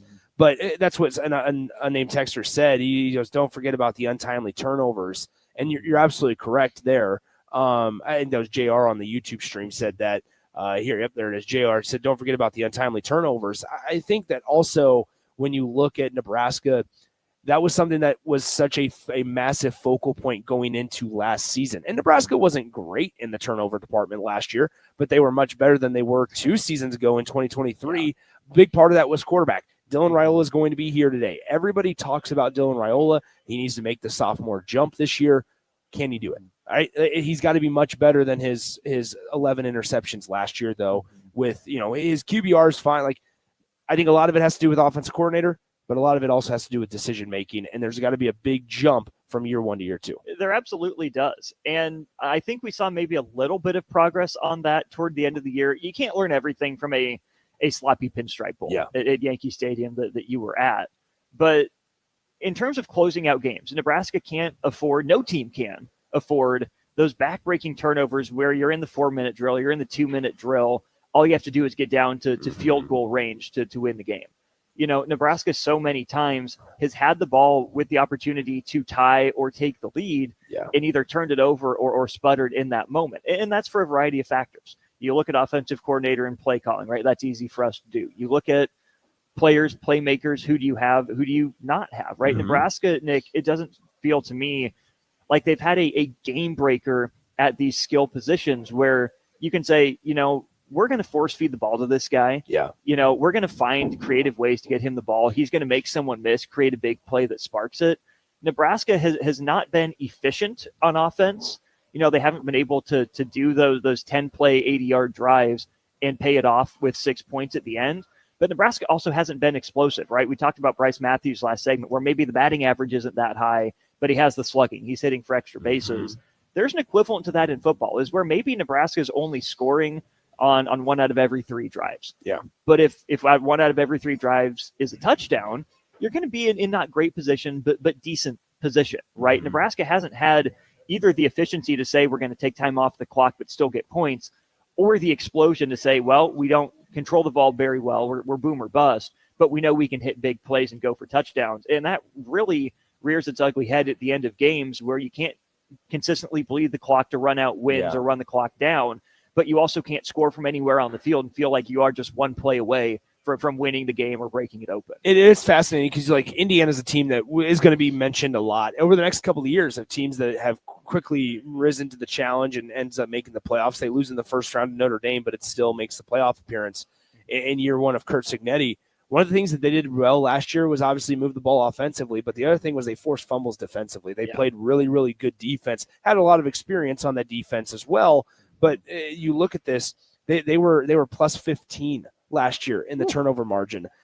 That certainly helps you widen margins in games like against Nebraska, but it certainly helps you win close ones on the road. Like it certainly helps you win close ones at home, or in games against Ohio State. It allows you to stay in those games that maybe you shouldn't be in. Things like that matter a lot. And this isn't me trying to be like, oh, all Nebraska needs to do, their only problem that they need to fix, they need to get positive in the turnover margin. That's not it at all. However, there is something to be said about there is a correlation between forcing turnovers, limiting your own mistakes, and then, the ability to win some games. It'll be really interesting to see if and when those turnover stats do turn around, because how many years in a row, Nick, have Husker fans been asking for Nebraska to just be average in so many categories, right? If the offense was just an average offense, if the special teams was special teams was neutral, yeah, right? If turnovers, you were a 1-to-1 ratio, or even +5 like you were in 2016, how big of a difference would that make? Now, in the long run, right, the more average stats that you have, the more average you're going to be. So it's not like we're saying, okay, Nebraska, get average, and then you'll automatically jump to 8-9 wins. But given how good the defense has been, given how much promise there is with some of the skill players on offense, you would think that taking a leap to average in some of these categories, in efficiency, in explosiveness, or in turnover margin, they might actually have an outsized impact on Nebraska and how many games it wins on a year-to-year basis, especially if you take it just in 1 year snapshots. Because over the long run, the numbers will come back to what they are. The more average you are over a sample size of 5 or 10 seasons, you'll fall pretty close to where your numbers are. But in any one season, you get those back to average and you have a standout year in 1 or 2 categories, that's when some magic can happen. It's interesting. So to just put some perspective on this also, Nebraska forced 14 fumbles last year. They recovered 6. Less than half of the fumbles that you recover, half the fumbles that you're forcing, they recover 6. Right? There's other ones though. Memphis, 26 opponent fumbles, 15 of them were recovered. You're talking about larger sample size, sure, right? But then, so it's interesting just to see the per game, how many fumbles you're. Once again, like this isn't the end all be all stat, right? But when you lose and when you're not finding success, you look at these types of things that you can point to, and it's okay on its own. Turnovers might not be that big of a deal, but when you combine the conversation of turnovers and then penalties and then mistakes mentally by a freshman quarterback, when you combine everything together, that's when these do start to stick out. And you say, okay, if they can just be average, the conversation that you just said, they can just be average in special teams. Instead of making the mental mistake of fair catching a punt inside your 5-yard line, let it go into the end zone. Do that consistently, and it feels like, okay, that sets up Nebraska for a better spot to where maybe you don't turn it over as much because your back's not up against the wall. Like this trickle down, this chain effect is real. And since Nebraska has done so many things poorly the last decade, that's why we can look at these individual things and go, yeah, this contributes to it. This contributes to it. Everything factors in together. and that's when we drive ourselves crazy. Absolutely. And it drives Husker fans crazy, right? Yeah. Because we've had to have these same conversations because it hasn't gotten cleaned up to the requisite level for a number of years. The only other thing I would add to, why has Minnesota had our number as part of the turnover discussion is the types of turnovers, when they happen and where they happen, right? How many times has Nebraska had a killer turnover in the first or second quarter? None, because there really aren't any. Yeah. The turnovers that kill Nebraska are the ones that come late. When you have that chance to tie it or take the lead and you give it away, you're not able to get anything going. It's when Nebraska, moves the chains on 3rd and long, receiver doesn't protect the ball enough or isn't strong enough to hold on to it in a crowd. It's when you have a running back, break into that second level. All they have to do is make one guy miss, but no, the linebacker reaches in, punches it out as Nebraska is starting to build momentum for a drive. So you can weather turnovers to a point, but the other thing that would make that stat look better for Nebraska is not just the offense giving it away fewer times, but the defense taking it away more times. We had a question here. I know we'll get to that question in the defense too, but how many years have we said defensively, Nebraska's just not forcing enough turnovers. Nebraska's not close enough to the ball. Nebraska's not punching it out enough, right? It works both ways. Either the offense has to get back to average or the defense has to get further away from average and actually create more. Yeah, you're right about that. And to provide more context as we kind of go full circle on this, in responses to Huskers' comments on the stream about Minnesota, Minnesota was +9 in the turnover margin last year, good for top 15 in the country there. And PJ Fleck gets an extension out of it as well, right? PJ Fleck. How about this, though? The last 4 seasons, 8 or more wins. 6-0 in bowl games in his time in Minnesota. Those little things, when you are I don't want to say mediocre team because Minnesota's been better than Nebraska the last 5 years, but when you are a team that probably isn't going to have a true authentic shot at consistently competing in the Big Ten Conference, maybe not consistently going to fight for college football playoff opportunities. It's those little things like a 6-0 record in bowl games that do matter, right? It's a selling point for those teams that you're recruiting against. Yeah. And in Minnesota, I think Nebraska, Wisconsin, Iowa are all in that same boat where they're not going to get a lot of preseason love and flash. Maybe Nebraska, just because, Nebraska sells, that will get the headlines maybe. But for programs like that are going to be in the same sort of recruiting pool, if you can have those consistent 8-4, 8-4, 7-5, win your bowl game type of seasons, you can always feel like, hey, we're just 1 or 2 pieces away from next year being our year. Those are the teams, Indiana, Illinois, maybe in that conversation. It keeps people coming back. It keeps people coming back. Yes. It keeps the team engaged because then you get the schedule that Indiana had last year and you're like, okay, if you're one of the teams you mentioned and you build to that, that's when you have to make sure you take advantage of that year that maybe only comes around once every 5-6 years. We talk about it in professional sports all the time, championship windows, right? Yeah. And I think if you're a team like Penn State right now, you look at this and go, okay, this is our championship window. It's a 2-year thing going back to last year, 2-year thing. You're able to bring back not only your quarterback and Drew Aller, who's fine, but more notably, you bring back your 2 running backs that are both 1,000-yard capable rushers. And so like that type of conversation, you look at this and go, okay, this is a championship window to where we can have this type of approach. You got to strike while the iron's hot, because then if you don't, and then you follow that up with just a couple of mediocre years, people are going to go back and go, well, when he had a chance, they failed. And so there's things that you got to do. You got to take advantage of it when you can. We will talk about the defense. There's also a couple more things that I definitely want to get into throughout the course of the show. Coach is starting to show up. Once again, Tony Petitti will take the podium 1 p.m. Central Time back home in Nebraska, 11 a.m. Pacific Time where we are here in Las Vegas. Matt Rule set to speak a couple hours after that at 2:30 p.m. Central Time, 12:30 Pacific Time here in Vegas. We are live from the Mandalay Bay in Las Vegas for 2025 Big Ten Media Days action. Want to thank once again Currency, Stevens & Smith Construction, Gary Michaels Clothiers, Warhorse Casino, Advanced Medical Imaging, and League One Volleyball for their support of coverage from Big Ten Media Days. As always, reminder, you can always chime in on the text line 464-5685. You can always reach out to us on our Starter Heyman Jewelers live video stream on Facebook, YouTube, Twitter, and on Allo Cable TV channel 961. Appreciate you guys being active there in that chat. And the video stream's a great spot to be all week this week, because as we mentioned earlier, you never know who's going to sit down, never know who we're going to be able to talk to, and you get to see our faces and see what's going on here in Mandalay Bay and Las Vegas. We'll step aside. 30 minutes left of the show before we fully dive in with DP and J. in Big Ten Media Days coverage from Mandalay Bay and Las Vegas. We'll step aside, come right back, continue this conversation on Husker football when we return.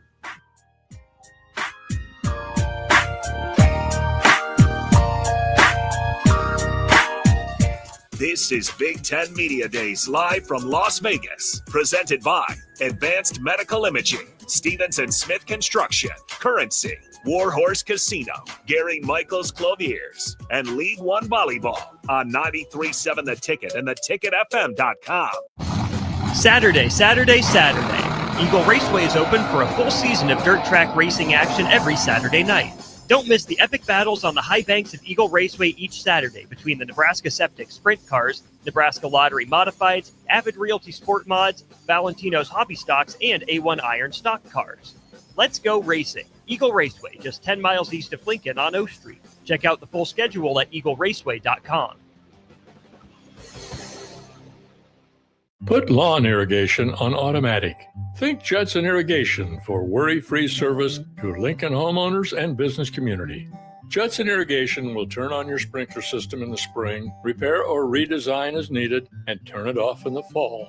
For service to orphan sprinklers, remember Judson Irrigation. They'll never forget you. Call the Judson Irrigation Orphanage 402-420-6277 or judsonirrigation.com. When you were a kid, clubs were cool. Robotics club and space club and stuff like that. But what do adults get? Book clubs and quilting clubs? Nah, forget that. How about margarita clubs and old-fashioned clubs? Get to Upside Bar and Lounge for the best clubs in town. Try all 10 varieties of Upside margaritas or old-fashions and take home a free souvenir glass. Grab the whole crew and pair it with Taco Night on Mondays or Whiskey Wednesdays. Upside Bar and Lounge at 29th and Pine Lake. Since 1983, Fast Mike's Roll-Offs have been a trusted and reliable company in Lincoln and the surrounding areas. Fast Mike's handles all sides of construction projects, home renovations, or big cleanouts. With the perfect size dumpster to fit your needs, Fast Mike's Roll-Offs will haul it all. With same-day delivery in Lincoln, affordable rates, and top-notch service, Fast Mike's Roll-Offs make cleanup quick and easy. Call now at 402-450-6828 or visit us online at fastmikesrolloffs.com. Book your dumpster today. Fast Mike's Roll-Offs, cleanup made simple. MHC isn't new, just a new name. Moe's Moving is now Moe's Home and Commercial. Whether moving across town or across the state, MHC Moving has you covered, specializing in home, apartment, assisted, and independent living moves. MHC can also handle your commercial moves as well. There's never fees on trucks, stairs, elevators, long carry, and last-minute booking, and no trip or fuel charges. Also no upcharge on weekends, and they do offer payment plans through PayPal. Call MHC Moving today at 402-853-7167 or go to mhcmoving.com.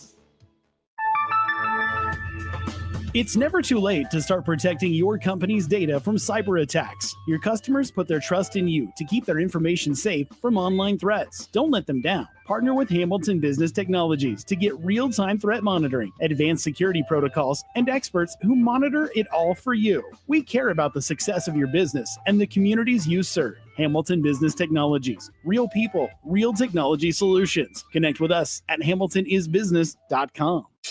Are you looking for an exciting new way to put your skills to work? Explore new career options in the fintech industry at Currency, a Sandhills global company. We offer full-time positions in financial sales, compliance, operations, and other fields. We also offer a 4.5-day work week, an attractive benefits package, and opportunities for advancement. Put your motivation to work and grow with us at Currency. Visit gocurrency.com/careers to learn more. Hi, folks. The weather is for sure heating up, and Coppel Chevrolet GMC is following suit. The discounts are really as good as they've ever been. $14,500 off list price, or 0% financing on select new models. Folks, you heard that right. Smoking hot deals at Coppel. $14,500 off list price, or 0% APR. So take that short drive down 144th Street or at koppelcars.com. STK number G269520. All deals with trade-in and approved credit. Tune in to live coverage of Big Ten Media Days from the Mandalay Bay Hotel and Casino in Las Vegas, July 22nd through 24th on 93.7 The Ticket. Join Derek Pearson, Jay Foreman, Nick Sainert, and Austin Orman as they bring you exclusive conversations with Big Ten coaches, players, and sports media professionals while getting you ready for the upcoming college football season. Big Ten Media Days coverage is presented by Advanced Medical Imaging, Stevenson Smith Construction, Currency, Warhorse Casino, Gary Michaels Clothiers, and League One Volleyball.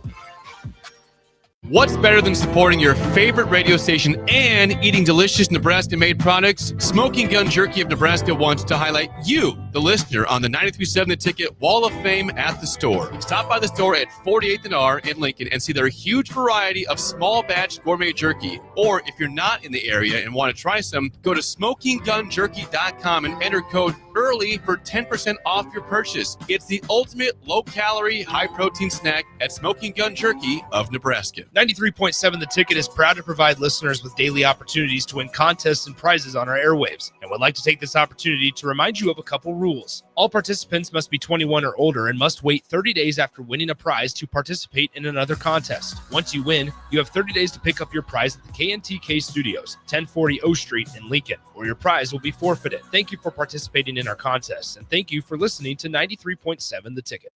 This is Big Ten Media Days live from Las Vegas, presented by Advanced Medical Imaging, Stevenson Smith Construction, Currency, Warhorse Casino, Gary Michaels Clothiers, and League One Volleyball on 93.7 The Ticket and theticketfm.com. Now back to The Drive with Aaron Davis and Nick Sainert, sponsored by Doors Plus on 93.7 The Ticket and theticketfm.com.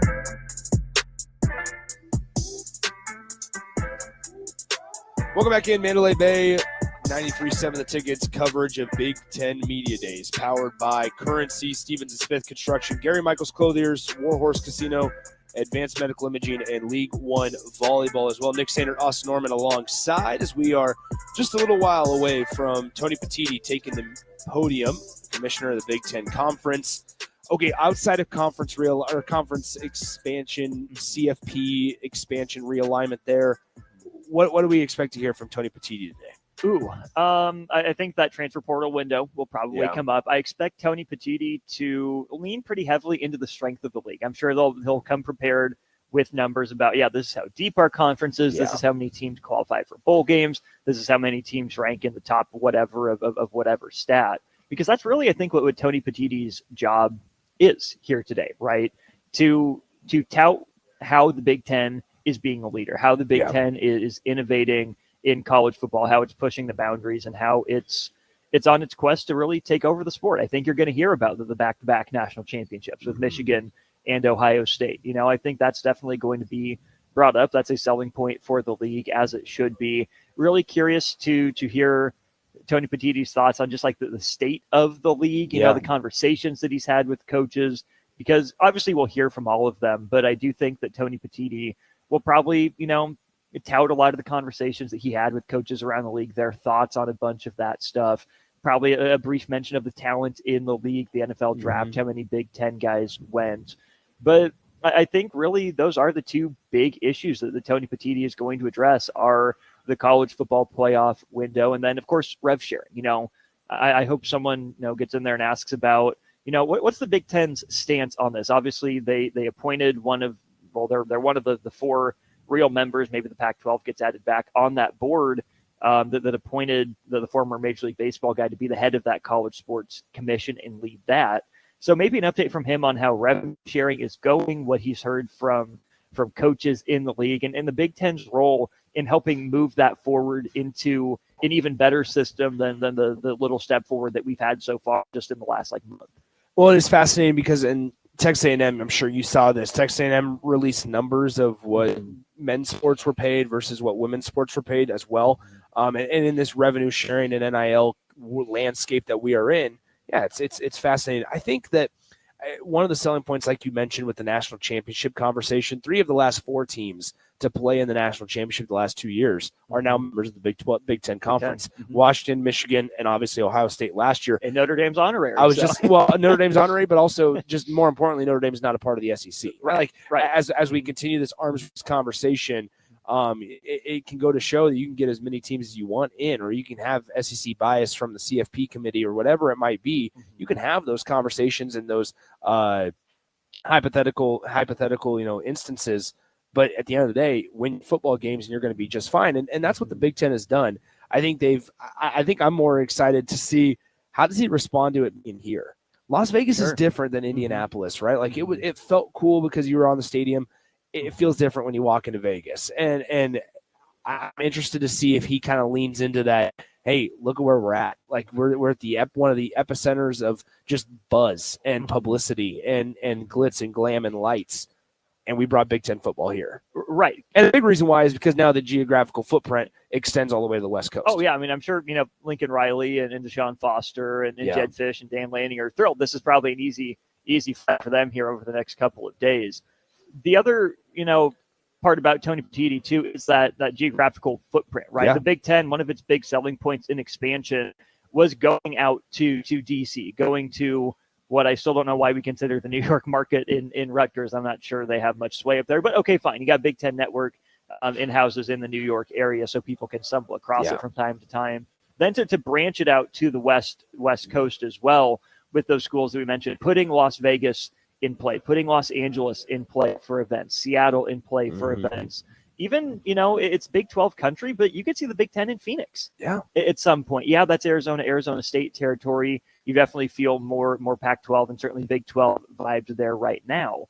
But Tony Petitti's put a lot more venues and areas in play for the Big Ten to put its footprint there, as opposed to the SEC, who, isn't necessarily limited, but they're more geographically contained. And that was a conscious choice that I can respect, that I can appreciate.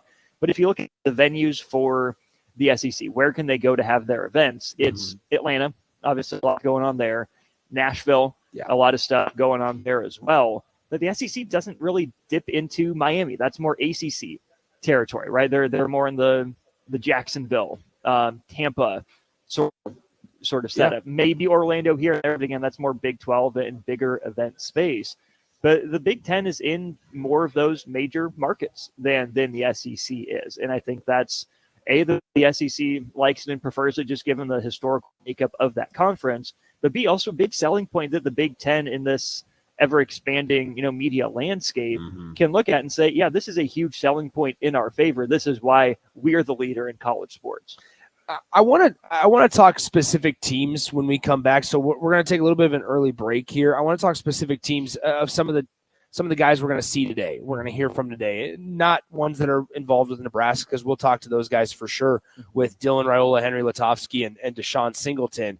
But I'm fascinated by Luke Altmaier right now. The jump that he's made individually from his career when he transferred from Ole Miss to Illinois, nobody viewed Luke Altmaier as a big deal. No. Now he's looked at as one of the more experienced and more suitable 10 quarterbacks and has a chance to lead a team like Illinois to a college football playoff appearance. Like things like that, I think are fascinating, especially on day one of Big Ten Media Days. It truly feels like the football season is just right around the corner.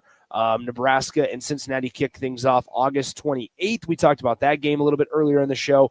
By the way, 402-464-5685. Feel free to let us know where you're listening from as well and where you're tuning in from. Kicking things off Big Ten Media Days. Coverage sponsored by Currency, Stevens & Smith Construction, Gary Michaels Clothiers, Warhorse Casino, Advanced Medical Imaging, and League One Volleyball. They power our coverage live from Mandalay Bay Hotel and Casino here in Vegas. Nick Sandert, Austin Norman, DP, and Jay Foreman will join us in a short while as we continue to just wait until 1 p.m. Central Time, 11 a.m. Pacific Time for Tony Petitti to take the podium and kick things off here from Las Vegas. We'll step aside, come back, officially wrap up the drive when we return on 93.7 The Ticket and theticketfm.com.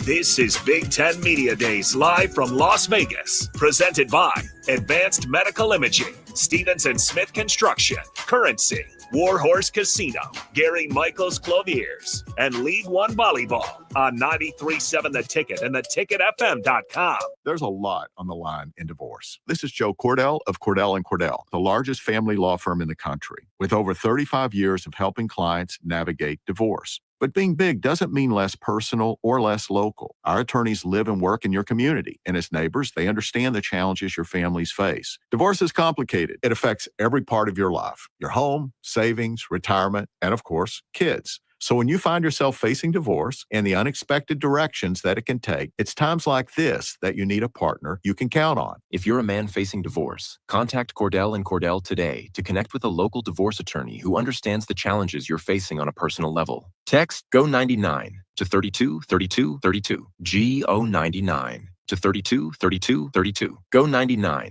to 323232.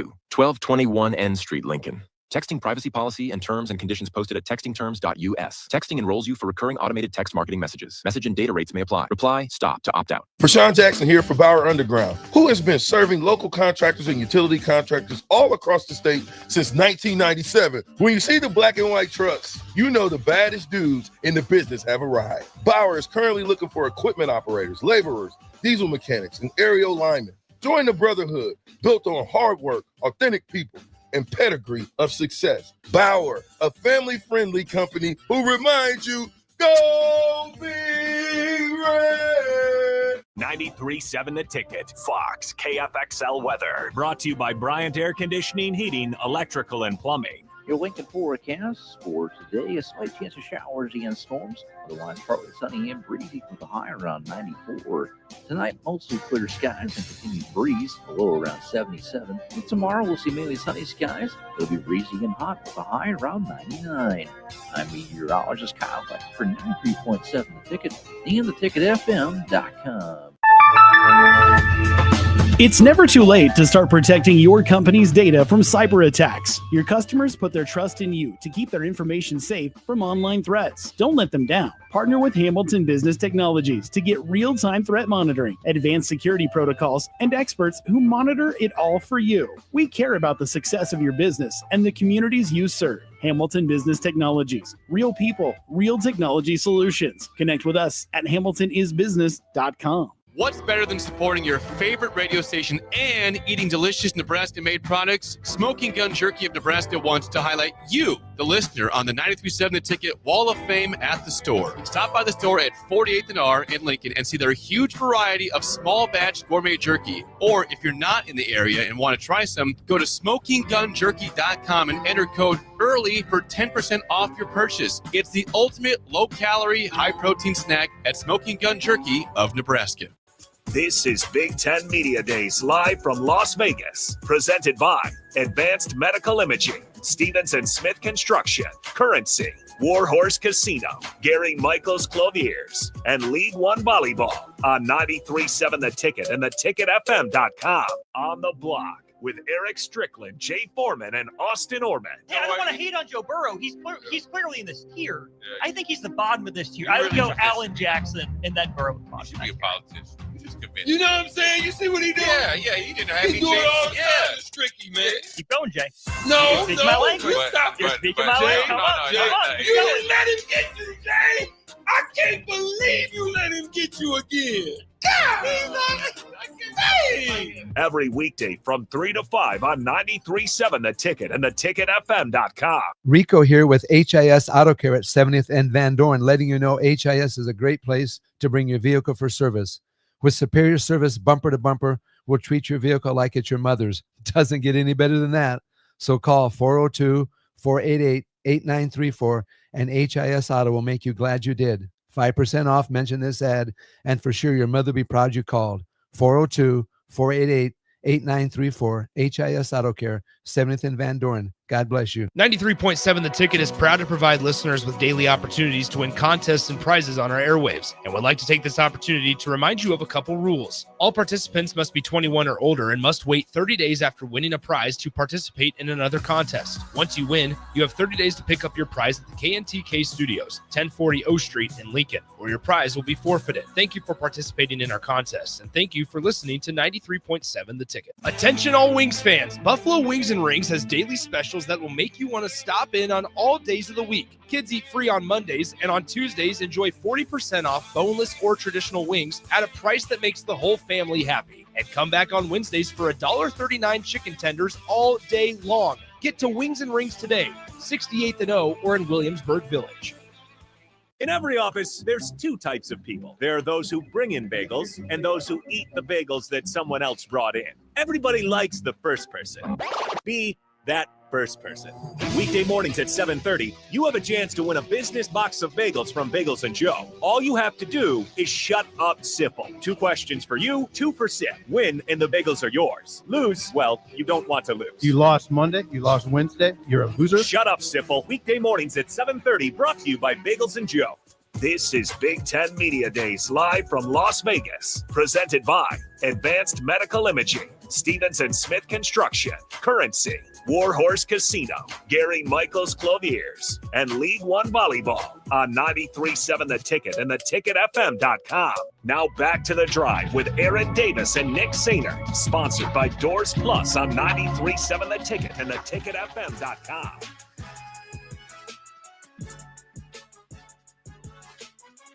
Certainly can't thank our sponsors of Big Ten Media Days coverage for providing us the ability to get out here, but then also our friends at Doors Plus, the sponsors of The Drive. Visit them online, doorsplusllc.com today. Good stuff so far through the first 2 hours of our coverage from Las Vegas. We'll continue this all the way up until 6 p.m. Central Time, 4 p.m. out here at Pacific Time.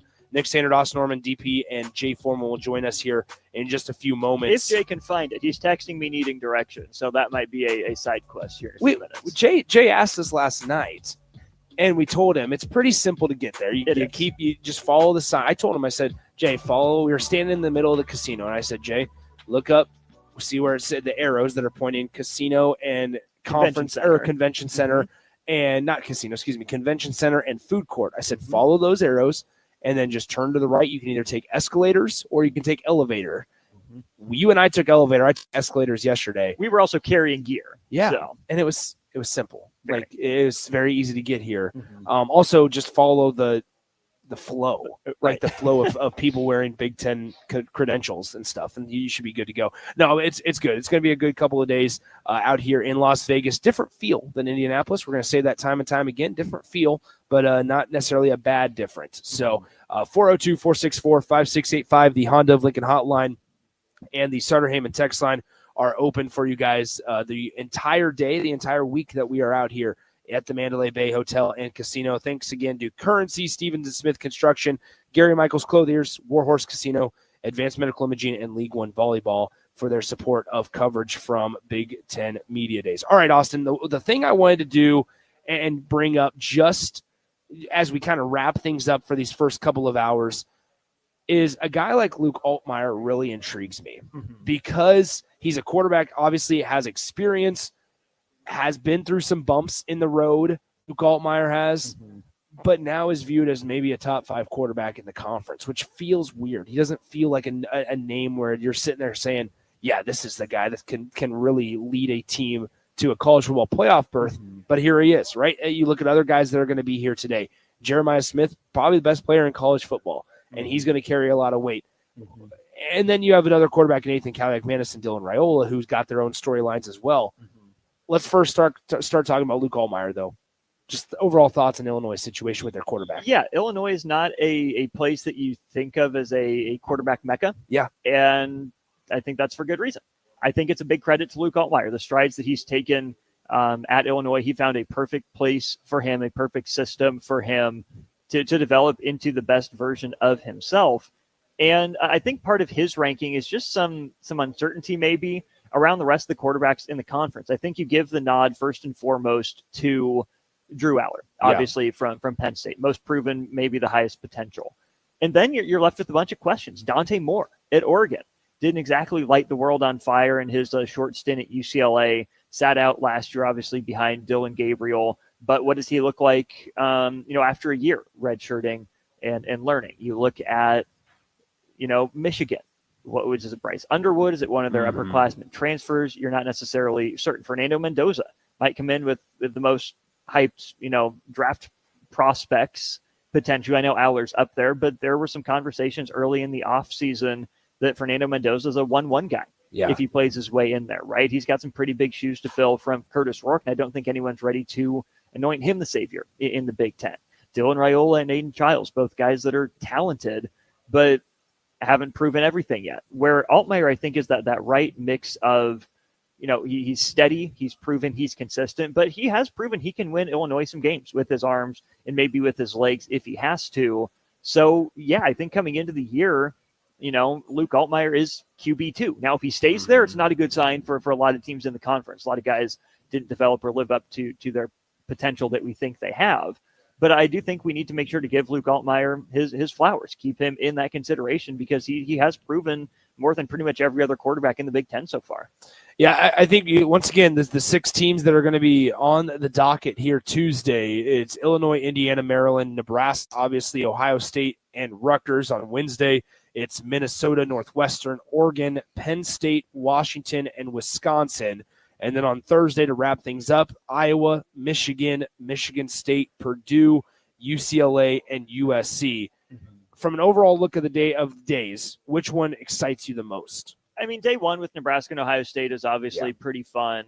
Day 2 with Oregon, Penn State will be interesting, but I kind of like day 3. I think there's going to be a lot there on day 3, and I think the Big Ten did a pretty good job of spreading the teams out in terms of the intrigue, the pop on all 3 days, really. Because you don't want to just front load it and then have the event be a fizzle. You don't want to not come out with a big swing on day 1 and save everything for day 2. And you sure as heck can't keep people waiting around for headlines on day 3. I really like the setup for the Big Ten, who they're bringing in on which days. I think it makes a lot of sense that you can have enough buzz, enough big storylines to talk about Tuesday, Wednesday, and Thursday. There's also something to be said about it being advantageous for the Big Ten Conference as a whole, because they get the last word, right? Yeah. We know how in terms of the commissioner specifically and some of the coaches and what they've said, we know what Brent Yormark said with the Big 12 3 weeks ago. We know what Greg Sankey said 2 weeks ago with Big 12 Conference Media Days. Greg Sankey said last week. We know what Jim Phillips is saying right now already. Tony Petitti gets the last one out of the Power 4 conferences. That's pretty advantageous when you're talking about when you're on the stage like the Big Ten Conference, but then also in a place like Las Vegas. There's an advantage to going last in terms of conferences and when your media day schedule is. Going last in terms of media days and getting your product out in front of people first. I saw you still have that schedule pulled up. Yeah. How many SEC teams are playing on that Thursday? I believe none of them. None. The Big Ten has the last word at media days. There's one, Missouri. Missouri. Who are they playing? Central Arkansas. Okay, so a middle of the pack SEC team against, I think that's an FCS opponent, or very low, D1. The best way to look at this is look at the games that are on ESPN networks that week, right? You have a lot of ESPN Plus stuff, and then you have ESPN at 4:30 p.m. Central Time is going to be Boise State and South Florida. At obviously 8 p.m. Nebraska and Cincinnati. So those are your 2 ESPN games. If there's any worth a lick of an SEC team playing on that, they'd be on the ESPN network. Even Missouri and Central Arkansas is on SEC network. Right. If Missouri's playing a MAC team, they might get the ESPN nod. Yeah. But that's where it's going to be really interesting too to see in this ever evolving, media landscape where you have the Big Ten in a very strong partnership with Fox, with CBS, and with NBC as that continues to get a game on ESPN, right, where they're more aligned with the SEC, with the ACC, and obviously with the Big 12. This is, let's not forget, a home game on Cincinnati's books, which is why it's on the ESPN network. So I don't think that Tony Petitti would like anything more than a convincing Nebraska win to say, yeah, ESPN, you won't be able to forget about us. Look at our product. We're still here. You can't just focus on your teams. That'll do it for us. We're going to continue plenty of coverage coming up in the next couple of hours from Big Ten Media Days, but that'll do it for us here on The Drive. DP and Jay Foreman will join us here in just a little while from Mandalay Bay Hotel and Casino. Can't thank Austin enough for sitting in with me. He's going to join me again tomorrow. AD might pop in as well on the show tomorrow, depending on his schedule and his availability. Going to be an exciting day of Big Ten Media Day action from Mandalay Bay Hotel and Casino. Folks starting to line up, get ready to go. Tony Petitti will take the podium in just about 2 hours' time. And that's when we will officially kick off Big Ten Media Days here in 2025. Every time they open the door to that main press conference podium area, we get a nice breeze here, Austin. That'll do it for us here on The Drive. Can't thank Currency, Stevens & Smith, Gary Michaels Clothiers, Warhorse Casino, AMI, Advanced Medical Imaging, and League One Volleyball for their support. On the other side, DP, Jay Foreman, Austin Norman, Nick Sainert with you from Big Ten Media Days. Let's get this ball rolling, my friends. Football season just about 30 days away here, and we'll break it down for you as we kick things off. Big Ten Media Days right after this on 93.7 The Ticket.